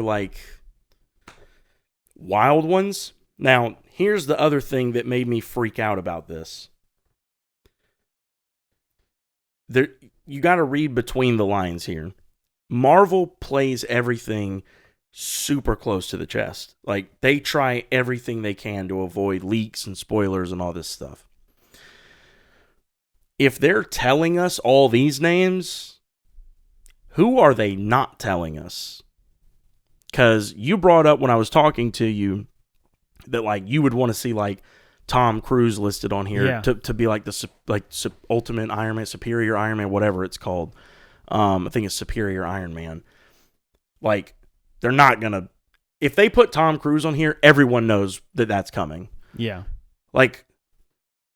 that makes me, if anything, this makes him not being on here makes me even more certain that like we could see that in Secret Wars. Like, well, the combination of him not being on there and the people they chose, like who they did reveal, like Ian McKellen's Magneto. Are you kidding me? Like no one was talking about him showing up on this. Yeah. Channing Tatum being in the next Avengers movie, like no one was talking about that. Who else don't you see on here? How about Ryan Reynolds? Yeah. How about Hugh Jackman? How about Tobey Maguire and Andrew Garfield? Yeah. How about other names that we know are going to be popping up? Yeah. Like, I won't be surprised. Tom Hardy. Oh yeah, I didn't even think about that. I don't know. If we see him, I'll be shocked. What's his name?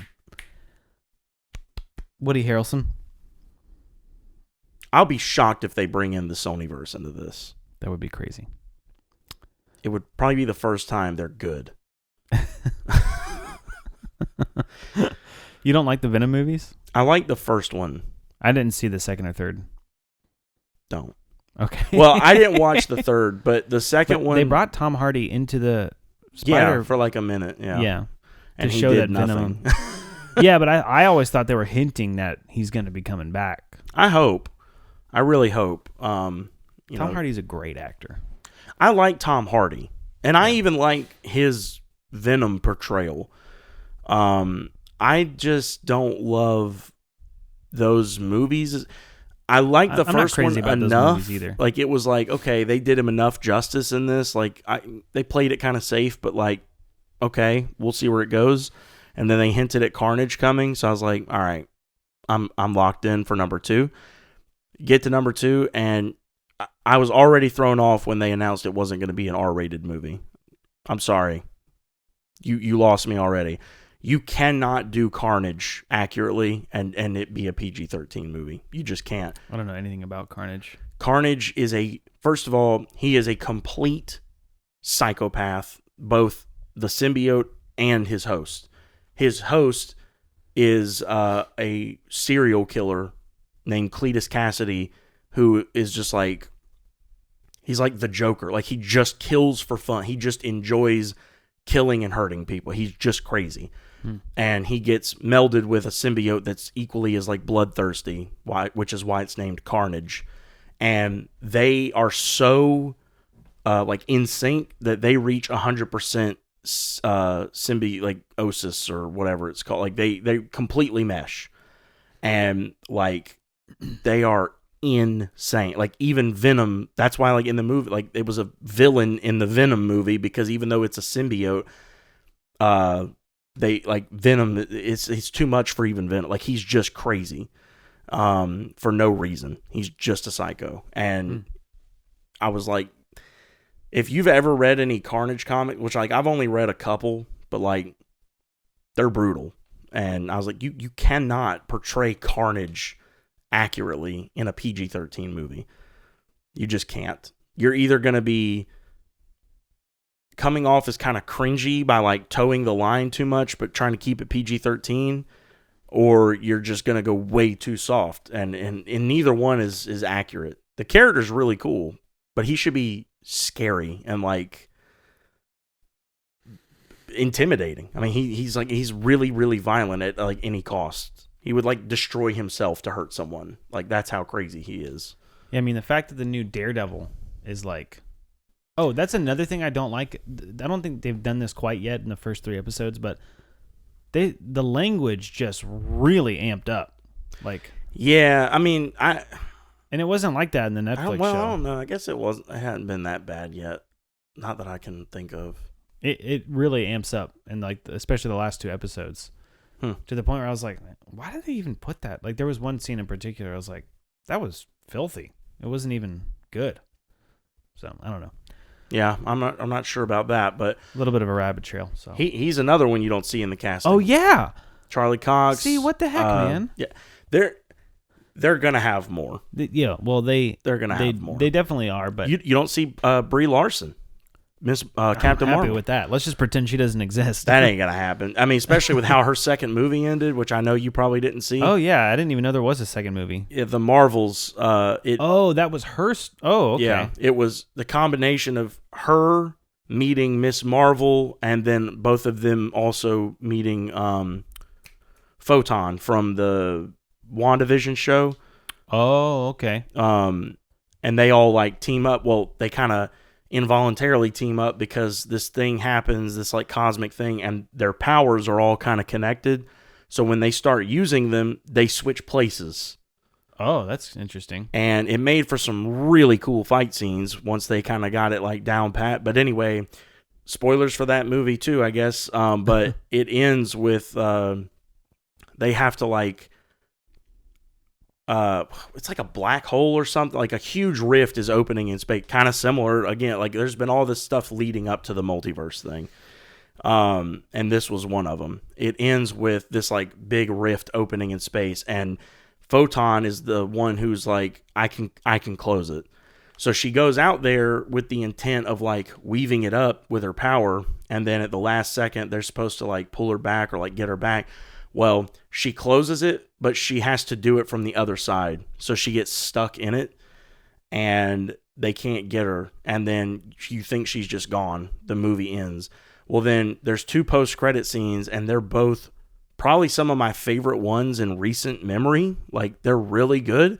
One of them is Miss Marvel going and like she basically does a new version of the Nick Fury, the famous Nick Fury post-credit scene in Iron Man 1, where he like Tony Stark walks into his house and he's kind of like silhouetted, and he starts talking to him about the Avengers Initiative or whatever. She goes and finds Kate Bishop from the Hawkeye show to start the Young Avengers. And then the other post-credit scene is Photon waking up in like a hospital bed. She's been like out. And you hear a voice talking, and it's Kelsey Grammer. And she looks up, and Beast is standing there with her. Wow. Talking about, should we go get the professor? So she's clearly in the X-Men facility in some alternate universe, which is probably where these X-Men are about to come in at. And a woman stands up in the corner, and it's her mom, who was in the first Captain Marvel movie. It's Photon's mom, but she's wearing she's like a superhero in this universe. She's, I guess she's the Captain Marvel there, or the Photon or something. So, wow. Yeah, it was pretty cool. I enjoyed those a lot. And the movie actually was pretty cool too. It was pretty funny. I enjoyed it. But yeah, so there's a lot of names you don't see that like, it's like, when are they supposed to drop the next batch or whatever? I have no idea. Like, I think it'll probably be hinted at like. Oh, hopefully, I don't know if y'all could hear that. Sorry, I bumped the mic. Well, now they know about it, Chris. Sorry. That was like hinted at like the day before. Like on Twitter, it just started going around that like, hey, tomorrow Marvel's dropping like some massive news. Don't know where that started. Don't know where it came from. All I know is I just saw accounts tweeting it. And then the next day, that reveal happened. So I'm assuming they'll probably be similar. Like they'll spark it up the day before. Hey, we got some news coming out, whatever. I can't imagine. Well, I don't know, because now the radar's out. Like, now the antennas are up, and people are probably waiting for it. So maybe next time they'll just start the stream and just let word of mouth carry it. Yeah. Which actually brings me to more of, like, the discussion I wanted to have about this. Okay. So, what are your thoughts on, before I even feed you any of, like, where I'm coming from with this, I want to hear just, you didn't watch the stream. No. But I told you about it. No, I'm a grown man.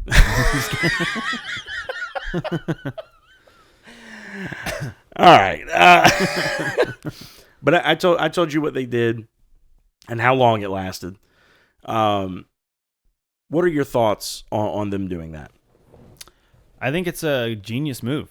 I mean, it's the way they're doing it is really, they're just kind of dropping these little hints. They're building up. When is Doomsday supposed to come out? I think next year. Yeah.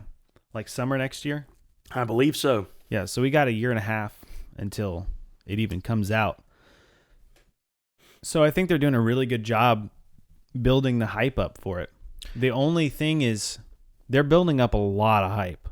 So if they don't deliver, this could wreck. I mean, if they do anything like what they did with Brave New World, where they just showed the Hulk, the Red Hulk and everything, and then that's the big surprise in the movie. If they do anything similar to that, in Secret Wars, where the big surprise is Ian McKellen, yeah, like then what you've said in previous episodes will come to pass. This will be the end of the MCU, at least for a really long time. Yeah.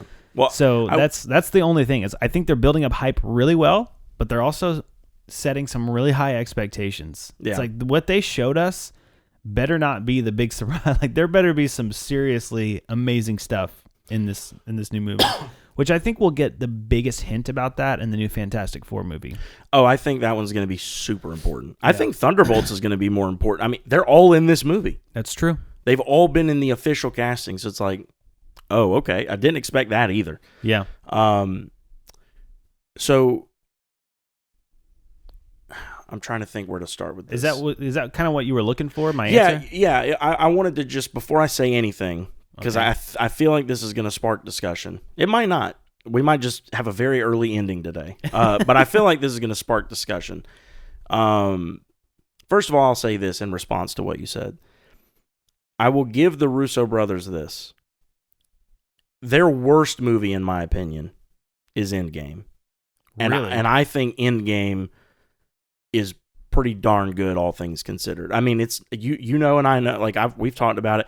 I don't think it's the best ending that the Infinity Saga could have had. I think they did a couple things that I was like, wish they would have done that differently. But the ending was earned, and there were so many little tiny love letter. For some reason, my mind always goes to the moment where they're passing the gauntlet back and forth, and Black Panther lands in front of Hawkeye and says, "Give it to me, Clint," and calls him by name. Because if you, like, that's such a throwaway line if you don't know that in Civil War they were fighting each other on the tarmac, and Hawkeye tries to stop the fight and say, "I'm Clint, by the way," and he says, I don't care," and he keeps fighting him. I forgot about that. It's such a throwaway line if you don't realize he's calling him by name to let him know, like, hey, man, we're on the same side. Yeah. I remember you. I remember your name. Give it to me. I got you. I got your back. Such a small moment, and there's so many of those littered throughout Endgame. They did such. You could tell, regardless of how I feel about it as a whole, you could tell that was a love letter to the past decade and all the moments that led up to that.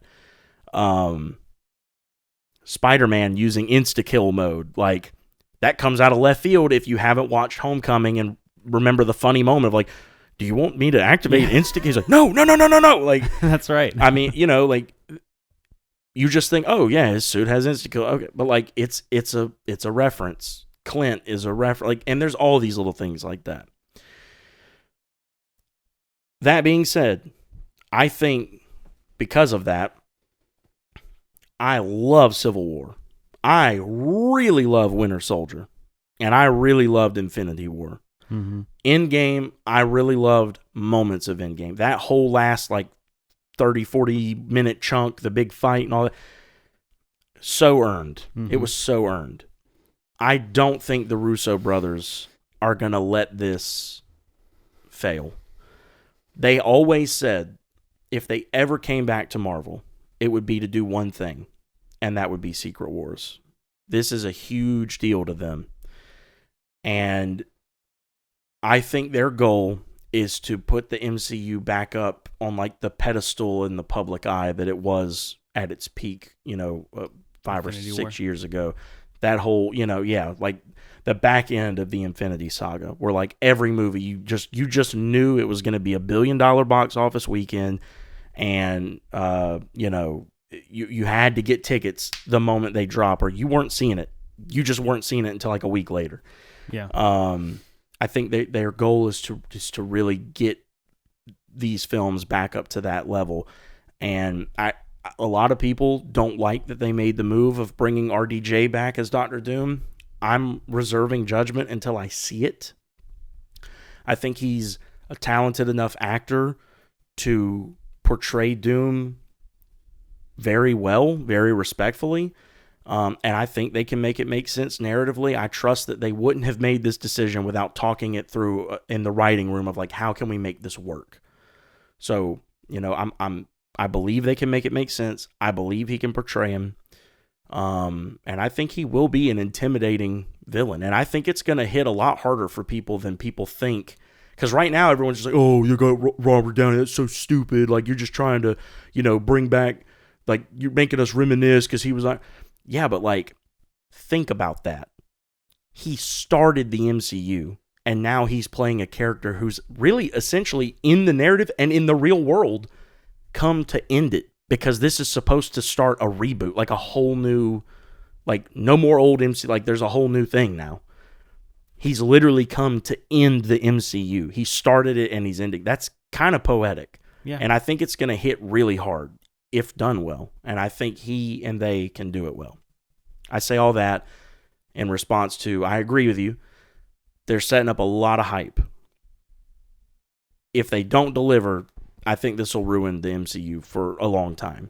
Mm-hmm. But I do think they'll deliver. I do believe that. I wouldn't be this excited about a casting announcement if I didn't believe that. Now, I'll move on to what I was more kind of getting at with this. Like I said, before I fed you any kind of thoughts on this, I wanted to hear what you thought. But you say that this was genius. It built up hype, and it did what it was supposed to do. That was your thoughts.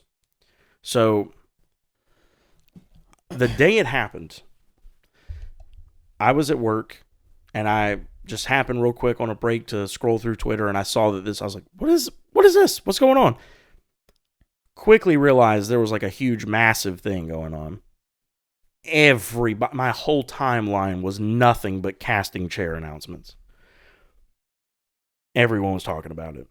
By the end of the whole thing, the stream had like over 225 million views. And it only lasted for 5 hours. Can you imagine something getting released on like YouTube and getting over 200 million views in 5 hours? That's insane. There are videos that don't get 200 million views in 5 years. Like, that's true. That's insane. So, I'm sitting here thinking like, oh man, like, we're back, baby. Like, the hype train is rolling. Like, we're full speed ahead. Got Fantastic Four coming out in a few months. Here we go. Secret Wars time, Doomsday time. Well, then I start seeing like a lot of pushback, and like a lot of people like pissed about this.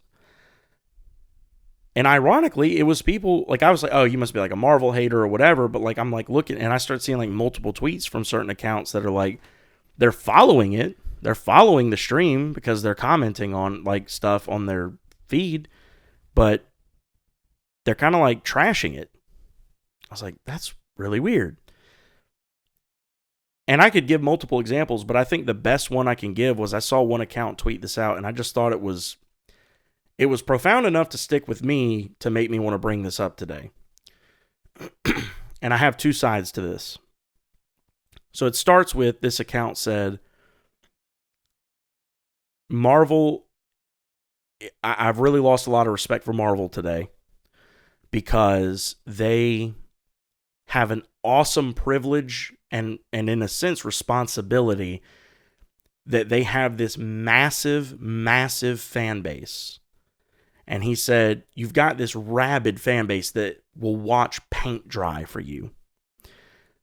And part of your responsibility in this privilege is that when you have fans that are so enthralled by your content that they would watch paint dry for you, is that you don't ask them to watch the paint dry.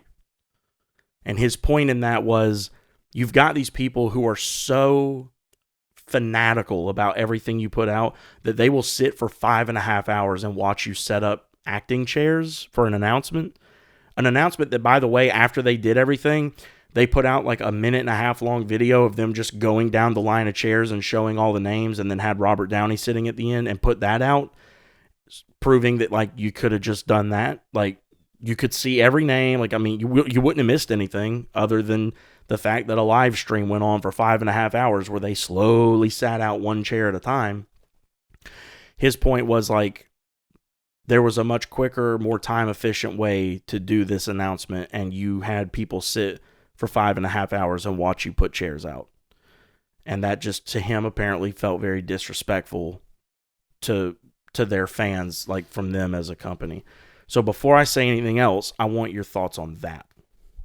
I don't agree with that.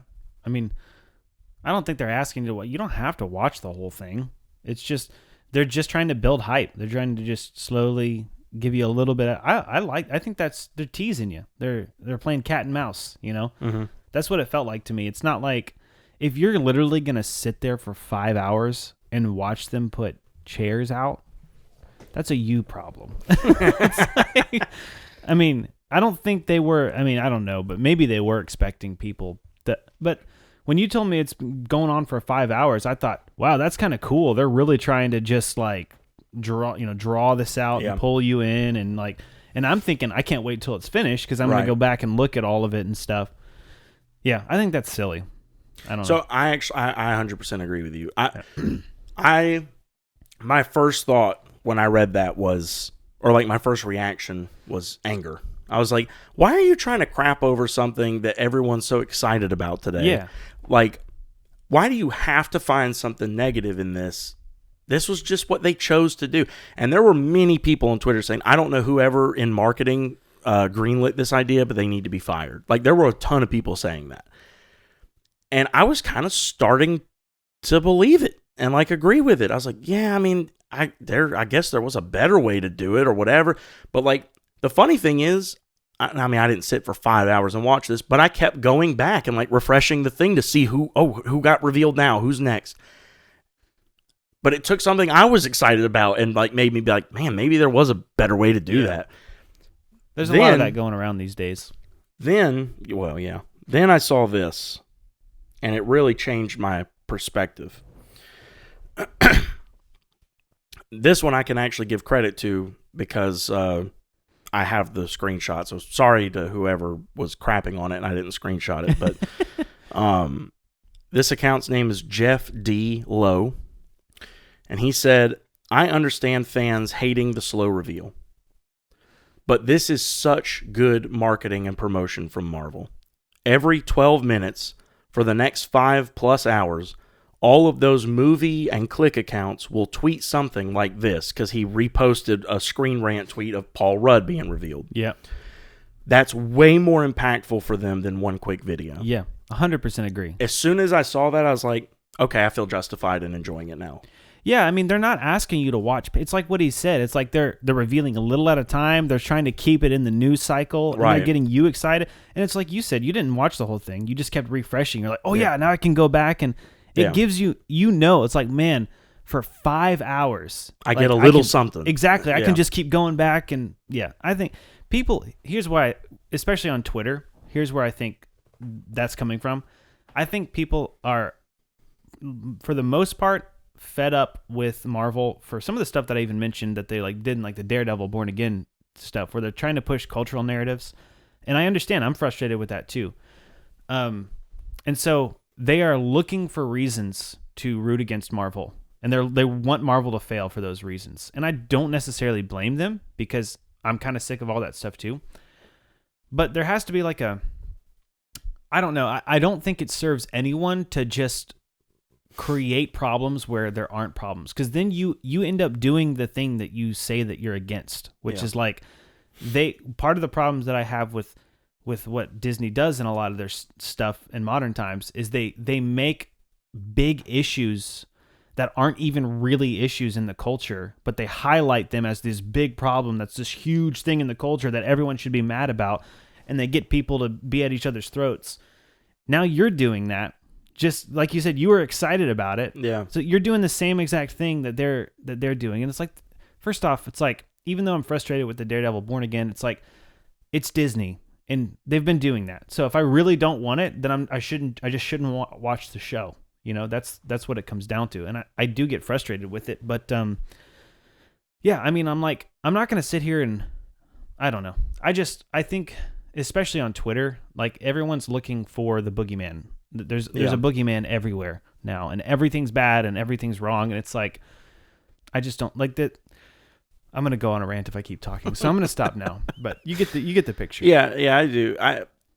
I guess that was my thing is like, and I hate that I even felt that way. That I felt like I needed justification for enjoying it. But after seeing so many negative things about it, I was like, dang, was that a waste of time? Like, Could that have been done better? Would it have been as big a deal if they just put the video out? And I still think it would have made some waves. But like after seeing that, I really agree with what that guy said. Like I think it was a very time consuming thing, but like it really, like you said, built up the anticipation. Not only for like who's the next name going to be, but the movie. Like the bottom line is, if we're going to be real with ourselves, and this goes for Marvel too, like as a company, whoever, the higher ups there, whatever, if we're going to be real, people aren't quite as excited right now for MCU films as they were a decade ago. Right. And it's not because hero fatigue and all that bullcrap. It's because you haven't put out solid films. There's no really solid through line right now between the movies of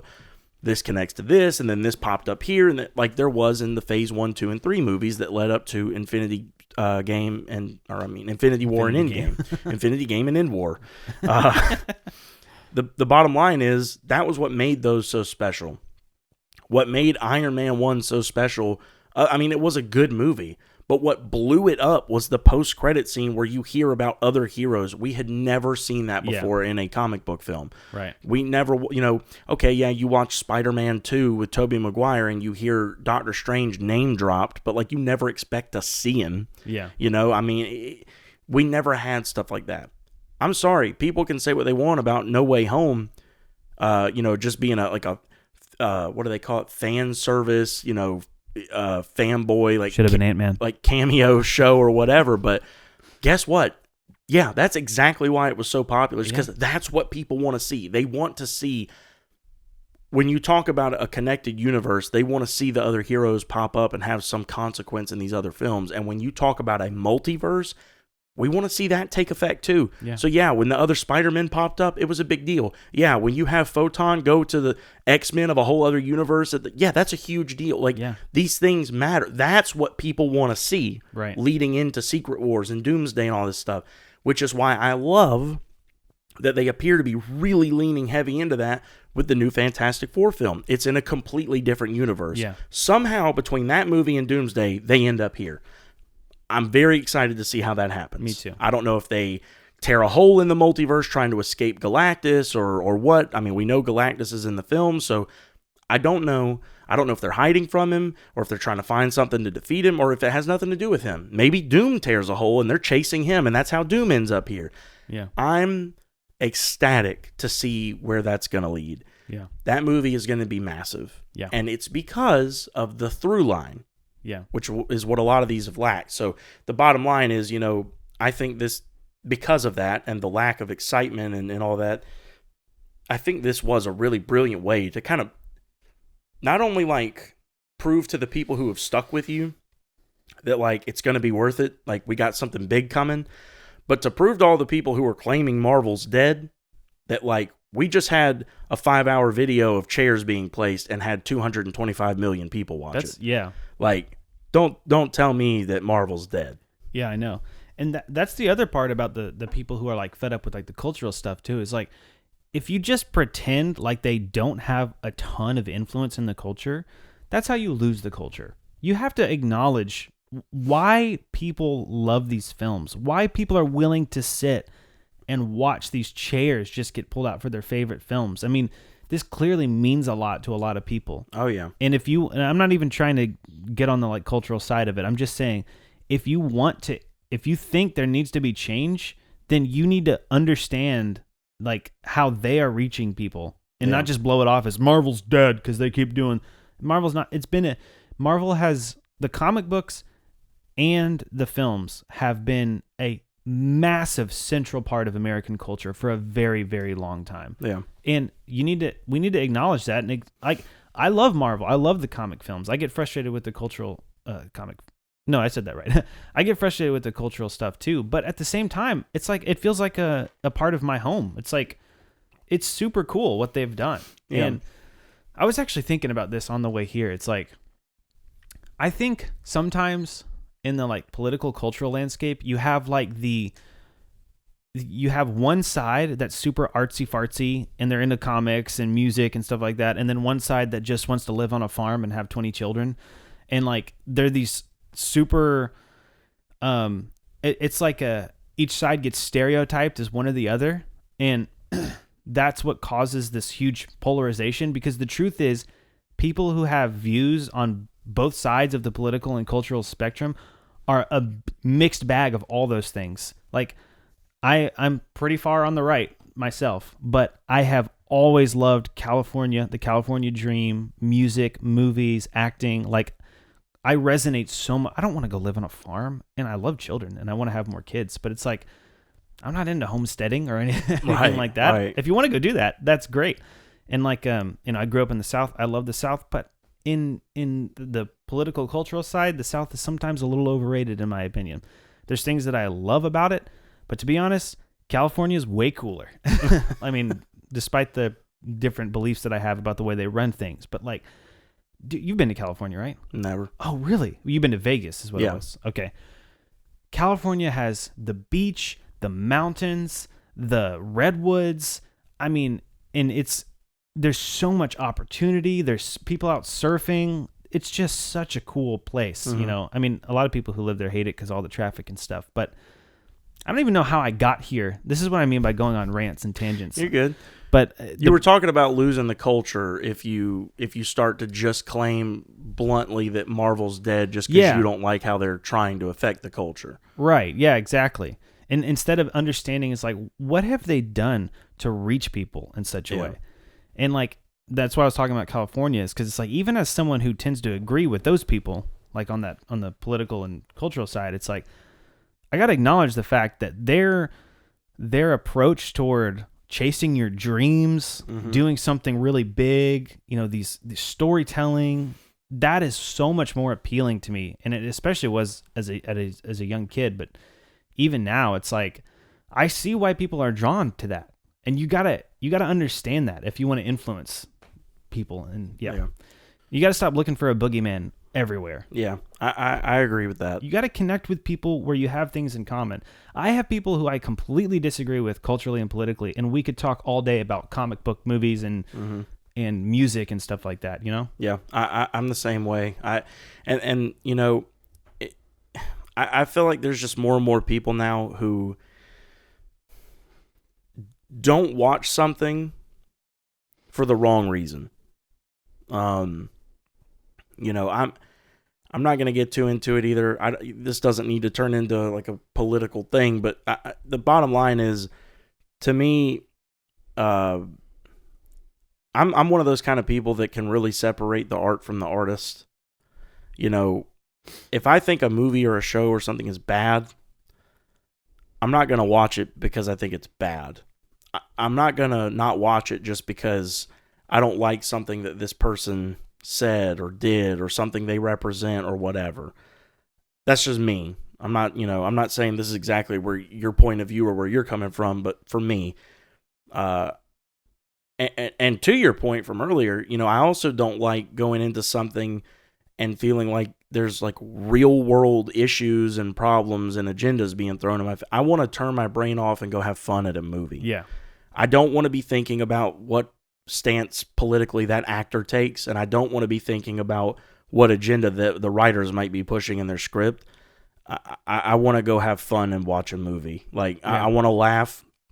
You know, I want to watch cool fight scenes and see cool powers being used, and I want to see characters just outwit themselves out of situations, like impossible situations that in the real world you could never really get out of. Like, I want to see that kind of stuff. I want to have fun. You know, I'm not there for a political rally. You know, I spent my $1,000 on concessions to go watch a movie, not you know, all that other stuff. So I'm kind of with you on that. I'm probably even a little more loosey goosey with it than you might be just typically, but I don't know. I mean, I've kind of loosened up a little bit more in recent years because I was, especially in 2020, I was pretty amped up, like with all the stuff going on.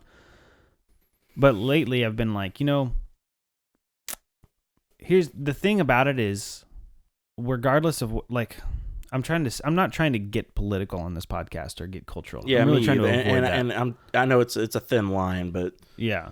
So I'm really trying to, I want to be clear. I'm not trying to make any kind of statement. I'm just saying, like, the reason that the one side of the political aisle has so much influence over the culture and stuff is because they reached people for a long time without pushing stuff, to be fair, with stories and the California dream is what I like to call it. It's like you go to there, you move to Hollywood, you go chase your dreams, you become, and I know they over romanticize it, but it's still that's appealing. It's like go find the thing that you're made to do and get really good at it, and then make it happen. I mean, and then versus the other side just kind of is like, we're not artsy fartsy. We're go get a real job, and and it's like, even though I tend to agree culturally and politically with that side, they don't. I feel like I'm going to get political now. I'm trying not to, but the point is that they were able to reach people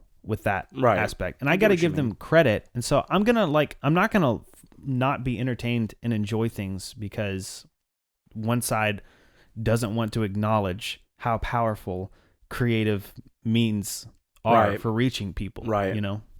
Yeah, no, I actually really agree with that.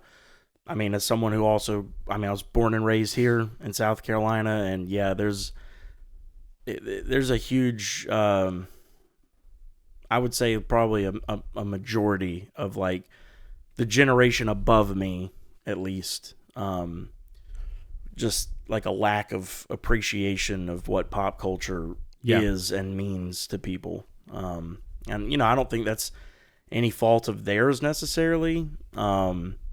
I do think a lot of them are kind of forgetful of like the 80s that they grew up in and like what all the rock bands, all the millions of people that would flock to go. I mean, you see old videos of like, AC/DC and Kiss and, Guns N' Roses. Like they'd be out in these massive like outdoor venues. Just, it looked like people for miles and miles. Yeah. Like they, I don't know. But it's neither here nor there. Like you said, it's a whole other rant. But the point is, I agree with you. You can't just claim something's dead and then ignore its effect. Its real world impact. Like just because it doesn't fit your narrative. Yeah, exactly. I'm with you on that. And that's coming from someone who generally agrees. With I don't know the person you're quoting because I don't know what their stances are. But I'm just saying, generally speaking, the people who push that stuff, Marvel's dead, no one wants to see Marvel anymore, are the people who I actually agree with a lot of times culturally and politically. Mm-hmm. And I'm like, no, they're not dead. They're doing fantastic. Yeah. And they're really good at telling stories. And I enjoy these movies. Yeah. I get frustrated that they put some stuff in there that I don't want. But they're really good at it. Yeah. And you need to acknowledge that. Yeah. No, I agree. I think that they've lost some of their potency, but they're still there. Yeah. Speaking of potency, though, and this is actually backtracking, but it's something I meant to talk to you about when we were talking about Daredevil. Okay. That scene in the diner with Fisk and Matt. Yeah. Wow. I mean, two characters just sitting and having dialogue is always either one of the best scenes ever or one of the most boring things on the screen. And it takes, first of all, good writers, and second of all, two really good actors to just make a conversation that entertaining and chilling. Man, did they deliver. That scene is so good. It's so layered, like, because they're both talking about two sides of each other. They're both claiming to be like these upstanding people who've left like their more violent sides in the past, even though they're both kind of like right behind them. Like it's like you see it in the episode 2 when those cops are gonna kill Matt. Like, okay, it was self-defense. I'm not saying it wasn't justified, but what I'm saying is like he let him have it. Like, he didn't have to like go that ham on him. He beat the crap out of them. It was pretty sweet. Oh, it was awesome. And then Fisk, I think in that same episode or in the one after it, when he's like eating the Philly cheesesteak thing and lifts the wrapper up to like show the chief of police or whatever that he had a picture of his wife and kid or whatever. I was like, dude, like, I don't know, man. Well, I liked that, but like I said before, I'm tired of Fisk. Like I'm not. Daredevil. I don't like the way that actor, and I think he's a great actor. I've seen him in other things that I love him, but I just don't like the way he does Fisk. The voice, the mannerisms, it just. Claire said the other day that he looks like someone put the old filter on a baby.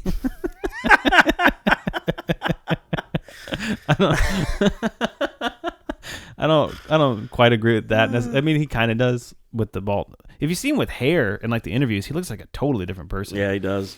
But anyways, dude, by the way, I kind of know something else that I guess this isn't like a huge deal, but like I wish I didn't know it because it would have been really cool to just see it in the episodes. But like the fact that he's getting bigger, like in the show. Oh, like Fisk? Yeah. Like, I mean, I don't know how much, like, Kingpin is huge. Yeah. Like, in the comics, I'm not sure, like, he's kind of typically portrayed as, like supernaturally durable and strong. Like, it's hard to hurt him, and he's very, very strong, but he's always drawn just, like, really round and big. And he's an imposing figure in the Daredevil show, but, like, I'd say the biggest I've seen him look was maybe like when he popped up in the Hawkeye show. But like I heard that like they're hinting at him getting bigger in this show, and like apparently there's like a scene that you're caught up, right? Yeah. Okay. It's a spoiler for me because I haven't seen it, so spoilers, I guess. But most people have probably already seen it. This show is like blowing up. Everyone's super excited about this show. I guess in like one of the newest 2 episodes that dropped, he's like putting on a suit and he's like, oh, my suits aren't fitting like they were. And I was like, oh my God, he's going to be huge. I can't wait for him to fight Spider-Man. And he's like throwing desks at Spider-Man and Spider-Man's dodging them. Like, it's like classic, man. It's just classic. Man, if they bring Spider-Man into this show, everything that I have said about it negatively will just disappear. You see what I mean? You see what I mean? I'm being serious. That goes for everyone, unless again you're just looking to be negative. Yeah, exactly. The through line is what people want. Yeah. They want to see these characters intervene sometimes with each other, because if not, why does it matter that you have a connected universe? Right. Why does it matter that that the Daredevil show is no longer on Netflix, it's now on Disney Plus, if the only connecting thing you're going to have is the fact that they kind of mentioned someone in a spider suit once? Yeah. Exactly. Why does it matter? It's the same reason everyone flipped when Matt Murdock showed up in No Way Home. It was like, oh my gosh. Yeah. If they bring, and then now after No Way Home that no one remembers Spider-Man, if they bring him into Daredevil Born Again, that will, I'm almost going to be mad if they don't do it now. I wish they wouldn't have. The fact that Fisk, I actually alluded to this before in when we were talking about it before. Yeah, when you were like, they do something that like really shows you he's in the MCU now. Yeah. Well, what I was saying was like they're doing things, they're dropping these little hints where like they might bring a character in. I got you. I'm like, at this point, if they don't bring Spider-Man in, I kind of wish he wouldn't have even mentioned the suit, because that's just kind of like them trying to be like, oh yeah, Spider-Man's here, by the way. Well, but I think they did that for a few reasons. One, yes, they are just letting you know he's around, which is good because a lot of people are still unsure, like to the level he even exists now that the spell happened and No Way Home happened and all that. So I think that was their way of being like, he is around, he's still Spider-Man, he's still fighting crime. It's just people don't remember Peter, first of all. Second of all, Spider-Man and... Well, wait a second. Does that mean that people still remember Spider-Man? Mm-hmm. Oh, wait. They just don't remember that Peter Parker is Spider. Well, actually, that was the original spell. The one at the end was that nobody would remember Peter Parker. Like, he would just... How does that work, though, if he was on... Because Spider-Man helped them defeat Thanos. Right. So will, like, Doctor Strange remember that Spider-Man helped them defeat Thanos? Probably. We'll have to see how that... I'm sure they're going to have to write that into Doomsday or Secret War, whenever they both pop up. I never thought about that. At some point, Spider-Man's going to have to come across heroes that he's fought beside before, and they're gonna remember him. They won't remember who he is. Yeah. Dude, they better bring Spider-Man into Daredevil. They just better do it. I would love that. Not sure. I just feel like they're not going to do it.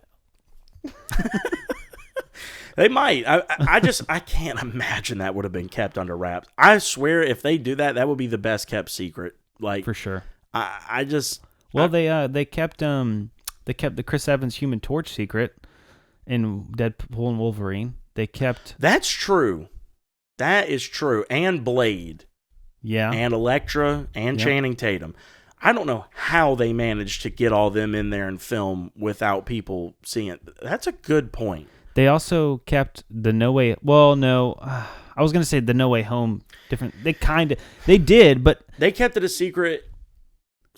Okay. There's two things there. One, they kept it a secret for a long time because I think that stuff had been filmed a while before the movie came out, and I think they were really trying to keep it locked down. Yeah. It really got rampant as the movie was about to like start promoting and do its press run and all that. The other side of that being there's a lot of talk that because that movie was kind of in the midst of a lot of stinkers that Marvel leaked the behind the scenes stuff of them filming with Andrew to like spark up. Yeah. They're doing the Spider-Verse in this movie.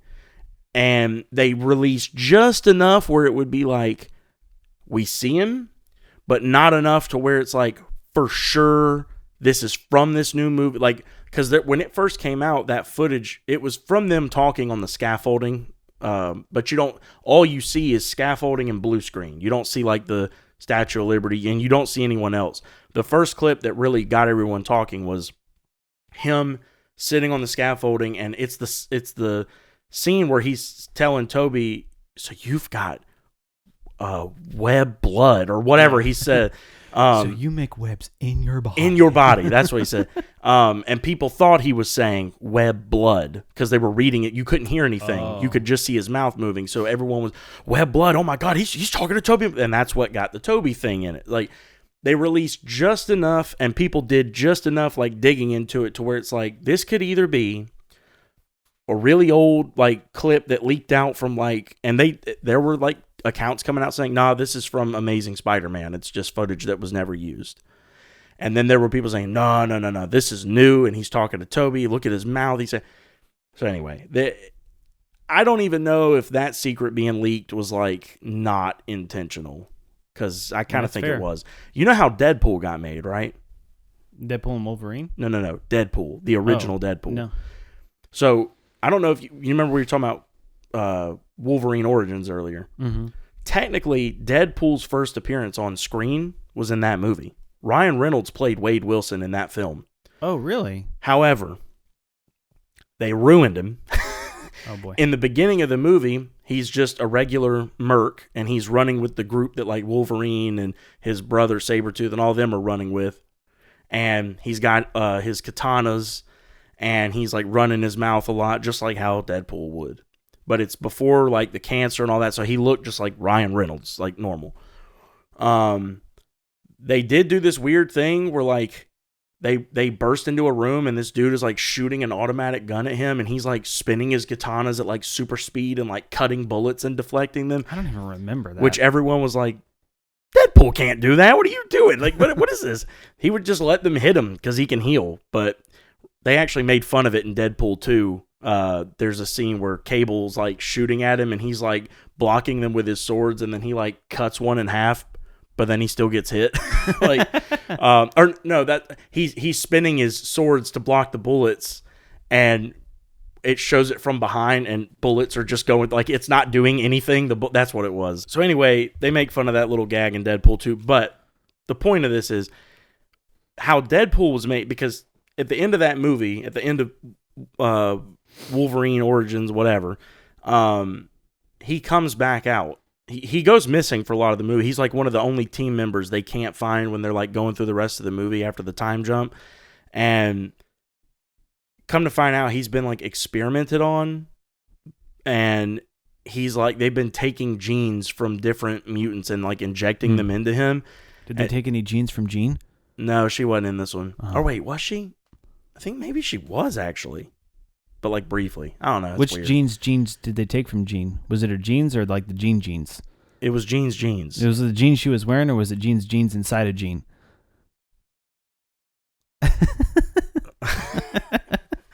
I'm sorry. So, anyway, I'm going to ignore that. I don't know how to respond to it. He comes out, and first of all, they sewed his mouth shut, which people hated. Really?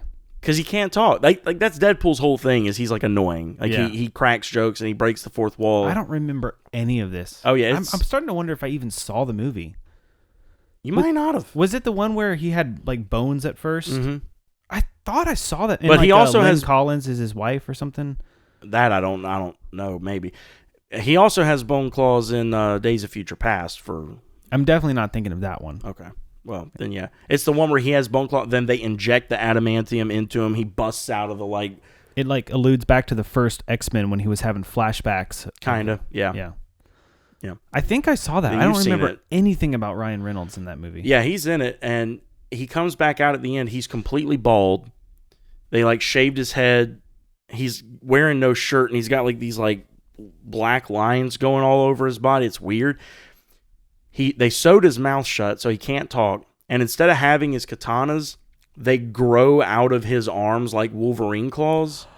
Oh, I do remember that. Yeah. And people were like, what the heck is this? Yeah. Like, what is this garbage? So, anyway, that was technically Deadpool's first on-screen appearance. People hated that movie. Yeah. Not even just for the Deadpool thing. Like, they just hated that movie, which I don't get because I don't hate it. It's not like the best thing ever, but I kind of enjoy it. Like, it's okay. They also hated it because they gave Wolverine CGI claws in that movie, and they just look atrocious, like, in hindsight, but besides the point. People trashed that movie. So they were like, yeah, we're never touching any of this again other than Wolverine because he's Wolverine. So they were supposed to give Ryan Reynolds like his own spinoff for a Deadpool movie. And it got trashed because people hated Origins so much. They were like, we're not going to mess with this. We're not going to put money into this. Yeah. Well, Ryan Reynolds loved Deadpool. Like, he's a huge fan of the comics and he loved the character. They're both from Canada.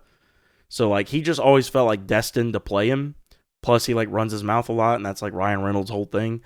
So, he had, like, been working really hard with a team of writers and stuff to, like, make this movie, and then it got completely trashed before it ever got given a chance. The only thing they ever got done was some, like, test footage, like, not even test, concept footage, and it was all CG. None of it was live. It was completely a CG rendering of like a concept footage that was like a minute and a half long for what the movie would be like. And they showed it to the studio and they're like, this is what we want to do. Still didn't take it. Ryan Reynolds got so upset. Well, this has never been confirmed, but it has been. He got so upset he leaked it. Oh, wow. He put it online, and he couldn't promote it because then it would be obvious and he could get in trouble. So he just let it sit. And I don't even remember how long it was online. Someone found it, and I think they went through, like, a bunch of people went through, like, some rigmarole to see, like, how true, like, is this real or is this, like, something really good that a fan made? Because it looked really good. They're like, a fan could do this if they had access to the right programs and stuff. But it was definitely Ryan Reynolds' voice doing the stuff in the thing. So it was like, gosh, turned out it was real. It got confirmed. Like, people confirmed it was real concept footage. It spread like wildfire. And then Fox was like, okay, we'll do the movie. And that scene from the concept footage is in the movie. It's a little different. They changed a couple lines, but like the scene is in the movie. So cool. After this, whenever we go upstairs to edit, I have to show it to you. It's like a minute and a half long, but sure. You'll laugh. Nowadays with AI, people wouldn't know if it was the same. You really would probably wouldn't. just assume it was AI. It looks more crisp than something current AI could do, but I don't think AI is far from being able to do what this one can do. The most recent video models are like astounding. Oh, well then maybe It's wild, man. I also don't know much about how to use AI, so I use it all the time. I know. It's you're way more involved with it than I want to learn how to use it because I think it'd be an interesting thing to like mess with, but dude, whatever you think you can dream of, like dreams that you've wanted to do that you would need an entire crew for, you might be able to pull it off with AI. Wow. In years, and like my guess is in 5 to 10 years, any one person can do an entire movie production if they want to. That's impressive. Yeah. I don't think it's going to replace actors and stuff. I don't either. I mean, technically it could, but it's no more than like, we can do deep fakes now, right? But that hasn't replaced actually having the real actor if you can. Deep fakes are just, I think what it's going to do is it's going to be an entry point for filmmakers who want to break into the business. It's going to be much easier for them to do indie films on a really low budget because they have AI. Mm-hmm. And it's going to open that's what my prediction is. We're going to see like the same reason you see books on Amazon are like flooded with indie books now because authors can just put them out. It's going to be the same with films. There's going to be like that kind of thing where people can just put films out with AI. That'll be very interesting for a lot of like fan films of like people who are in fandoms they're probably never going to get an adaptation. Yeah. It would be very interesting to see what someone could come up with for like a Mistborn. Oh yeah. Or like Cradle. I would love this. That's the thing is Brandon Sanderson could use AI to create his own Mistborn movie. Yeah. Like that's wild to think about. It would be interesting. I mean, I still don't think he would go that route because I think he wants to support like the animation industry or whatever, which I mean, I respect. Sure. There's a show. Have I told you about the whole Arcane thing on Netflix that like they're huge Netflix they're huge Netflix fans, which would make sense because they signed their paycheck. No, they're huge Mistborn fans. Oh, okay. And Sanderson is a huge Arcane fan. Nice. And he really wants to tap them to do a Mistborn animated show. I've never seen Arcane, but it's on my list, and people who've watched it just love it. They say it's really good. So that'd be interesting. That looked awkward. It was. I thought the table was closer, so I was trying to avoid just going ga-doom. So I was like trying to find it. Anyways, I think we're about up on time, my friend. Yeah, I think we're tapped out. This was a good episode. It was interesting. I'm very excited to watch more Cobra Kai and Daredevil. Oh yeah, and especially Cobra Kai. Yeah, Cobra Kai eats Daredevil for breakfast. I'm gonna disagree with that, but well, you're much more of a comic book fan than I'm a big comic book movie fan, but I think you're even more. Yeah. The thing is, I also love The Punisher. Oh, okay. Anything with The Punisher in it is going to eat anything else for breakfast. That's fair. I do love The Punisher too. He's probably my favorite. He's kind of a Daredevil villain, but well, I mean, not really. I mean, that's what makes him so interesting. Is like they fight, but like I think Daredevil respects him. Yeah. But like just not how he handles conflicts. Yeah. But I see what you mean by like he's kind of an antagonist. Definitely not a villain, but yeah, they're at odds. I love him though, and John Bernthal is so good. Oh, dude, I love that him. role. Yeah. Oh, I brought the mic again. But yeah, I'm really excited for all that. I'm excited for the next episode already because I'm sure, hopefully, the next cast drops before then. Oh, that would be awesome. But we got a lot of stuff coming up that I'm excited to talk about. Yeah, I'm telling you, man, it's summertime, baby. It's movie time. Yeah, we're about to have some really fun things to talk about. And on top of that, we still got to watch Nobody and Law Abiding Citizen and Hottie Bumbalati. Oh yeah, dude. Oh! Okay. And that's a sign that I'm going crazy. When did they make so many movies? What's up with that?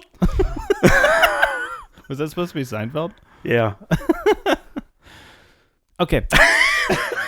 You were confused because you laughed, and he's normally not funny, so that threw you off. I was actually going to make a comment about you have no right to quote him since you hate him so much. Since I haven't seen Lord of the Rings. Yeah. That's true. Anyways, I think that does it for this podcast today. That's Gandalf, everybody. Yeah. All right. Are we good? Is there anything else you want to say? No, I think we're good. We can sign off. All right. Signing off. Bye-bye. We'll see y'all next time.